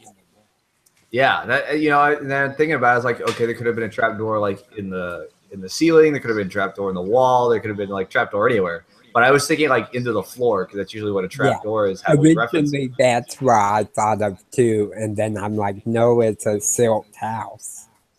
Yeah. So that's interesting. I like that. You back, Chuck? Yes, I am. Okay, you were getting ready to say something. Yeah, I've worked with teenagers my whole life, so I've learned to see a lot of sides of both. And as we're older, we're bad for looking at everything they do as bad. First off, and it's a natural cycle. It's not like it's our generation the first one to do it. It's always been that way. Yeah. And there's a couple things that come into play. In our culture, it's extremely evident that there's a huge difference between the way these kids are, their world they're dealing with, and the world we dealt with. Oh, definitely. And a lot of times we don't know how to explain things we know to them. So that's where some of that harshness comes of just do what I tell you. Yeah, and there's also different traditions and things that are just almost mandatory. For example, Well, that's kind of where you get into the different cultures of what they, how they view things. Yeah, like for example, I'm Native American, which by tradition we are not to look an elder or someone in authority over us in the eyes. So like Native Americans got this reputation in the legal system of being liars because they would never look anyone in the eye.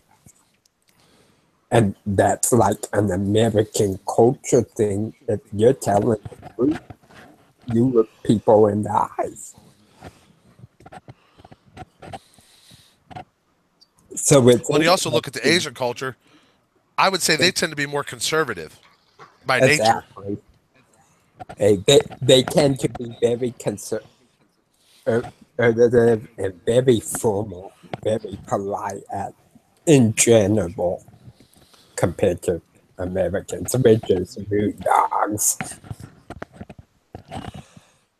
Okay, I'm sorry, go ahead. So while you stepped away, me and Nick were talking, and I said I would mention some of the other playsets I have. if you're interested. Yeah, I would be interested. Okay. Do they have like So- anything in like the 1920s, like Oh, gangster yeah. mobster? Yes. We got Heroicals of Pinnacle City, which is a superhero game. And we got one called Dangerous Games. That's the one where you're playing at Gen Con. You have Alpha Complex, which is very much kind of a sci-fi futuristic game. Right? We have one called Return to Camp Death.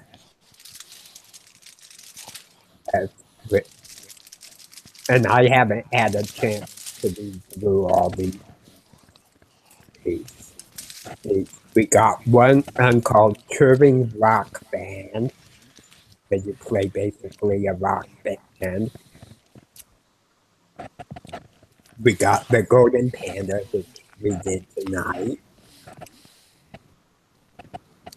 We got a fantasy one called Dragon Slayers. One called Salem 1692, which is pretty much the Salem Witch Trials. We got one called Break a Leg, which is pretty much like a theater group. So you all play actors. And these are just the ones I chose. We got one called Back to the Old House, which is the one I actually played. And in that one, we pretty much came out with starting a vampire coven. That's what it ended up being.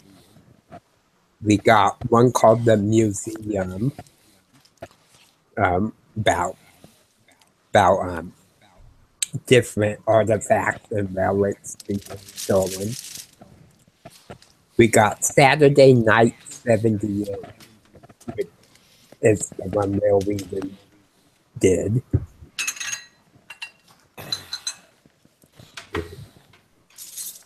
And that's all the ones that I downloaded, but I know there's some for like the 1920s, there's stuff for being a or ships like the Titanic. There's just a whole list of them. Let me see real quick if I can get What? it.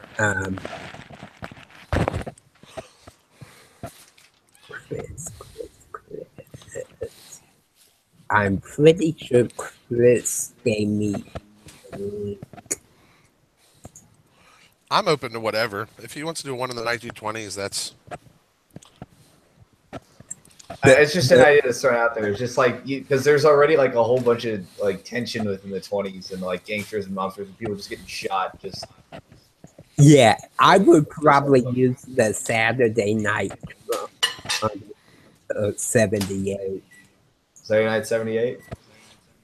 Yeah, because they have gangsters and all that in that, and then you could just reskin that in the 20s. Oh yeah, yeah, we can definitely do that.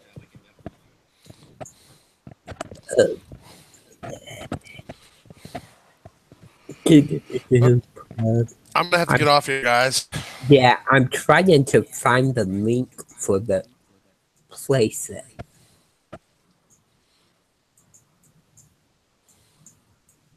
It's so you guys have it, but I can put it in the You group. can just post it in the messages we have already. Yeah, just post it in the group and we'll find it. Yeah. Okay, Good. guys. Good time tonight. Oh, Yeah. it was awesome. Yeah, it was a pleasure. This is a great experience. I love this. Yeah, Yep. I'm Take it easy, guys. definitely gonna be running more. So, okay, Right, you take it have easy, a Chuck. good one, Chuck. I am gonna have a smoke before I call it a night. Yeah. That was a lot of fun. Yeah, that was definitely, that was a very interesting experience. Oh It shoot, was, we're still live. yeah, we are.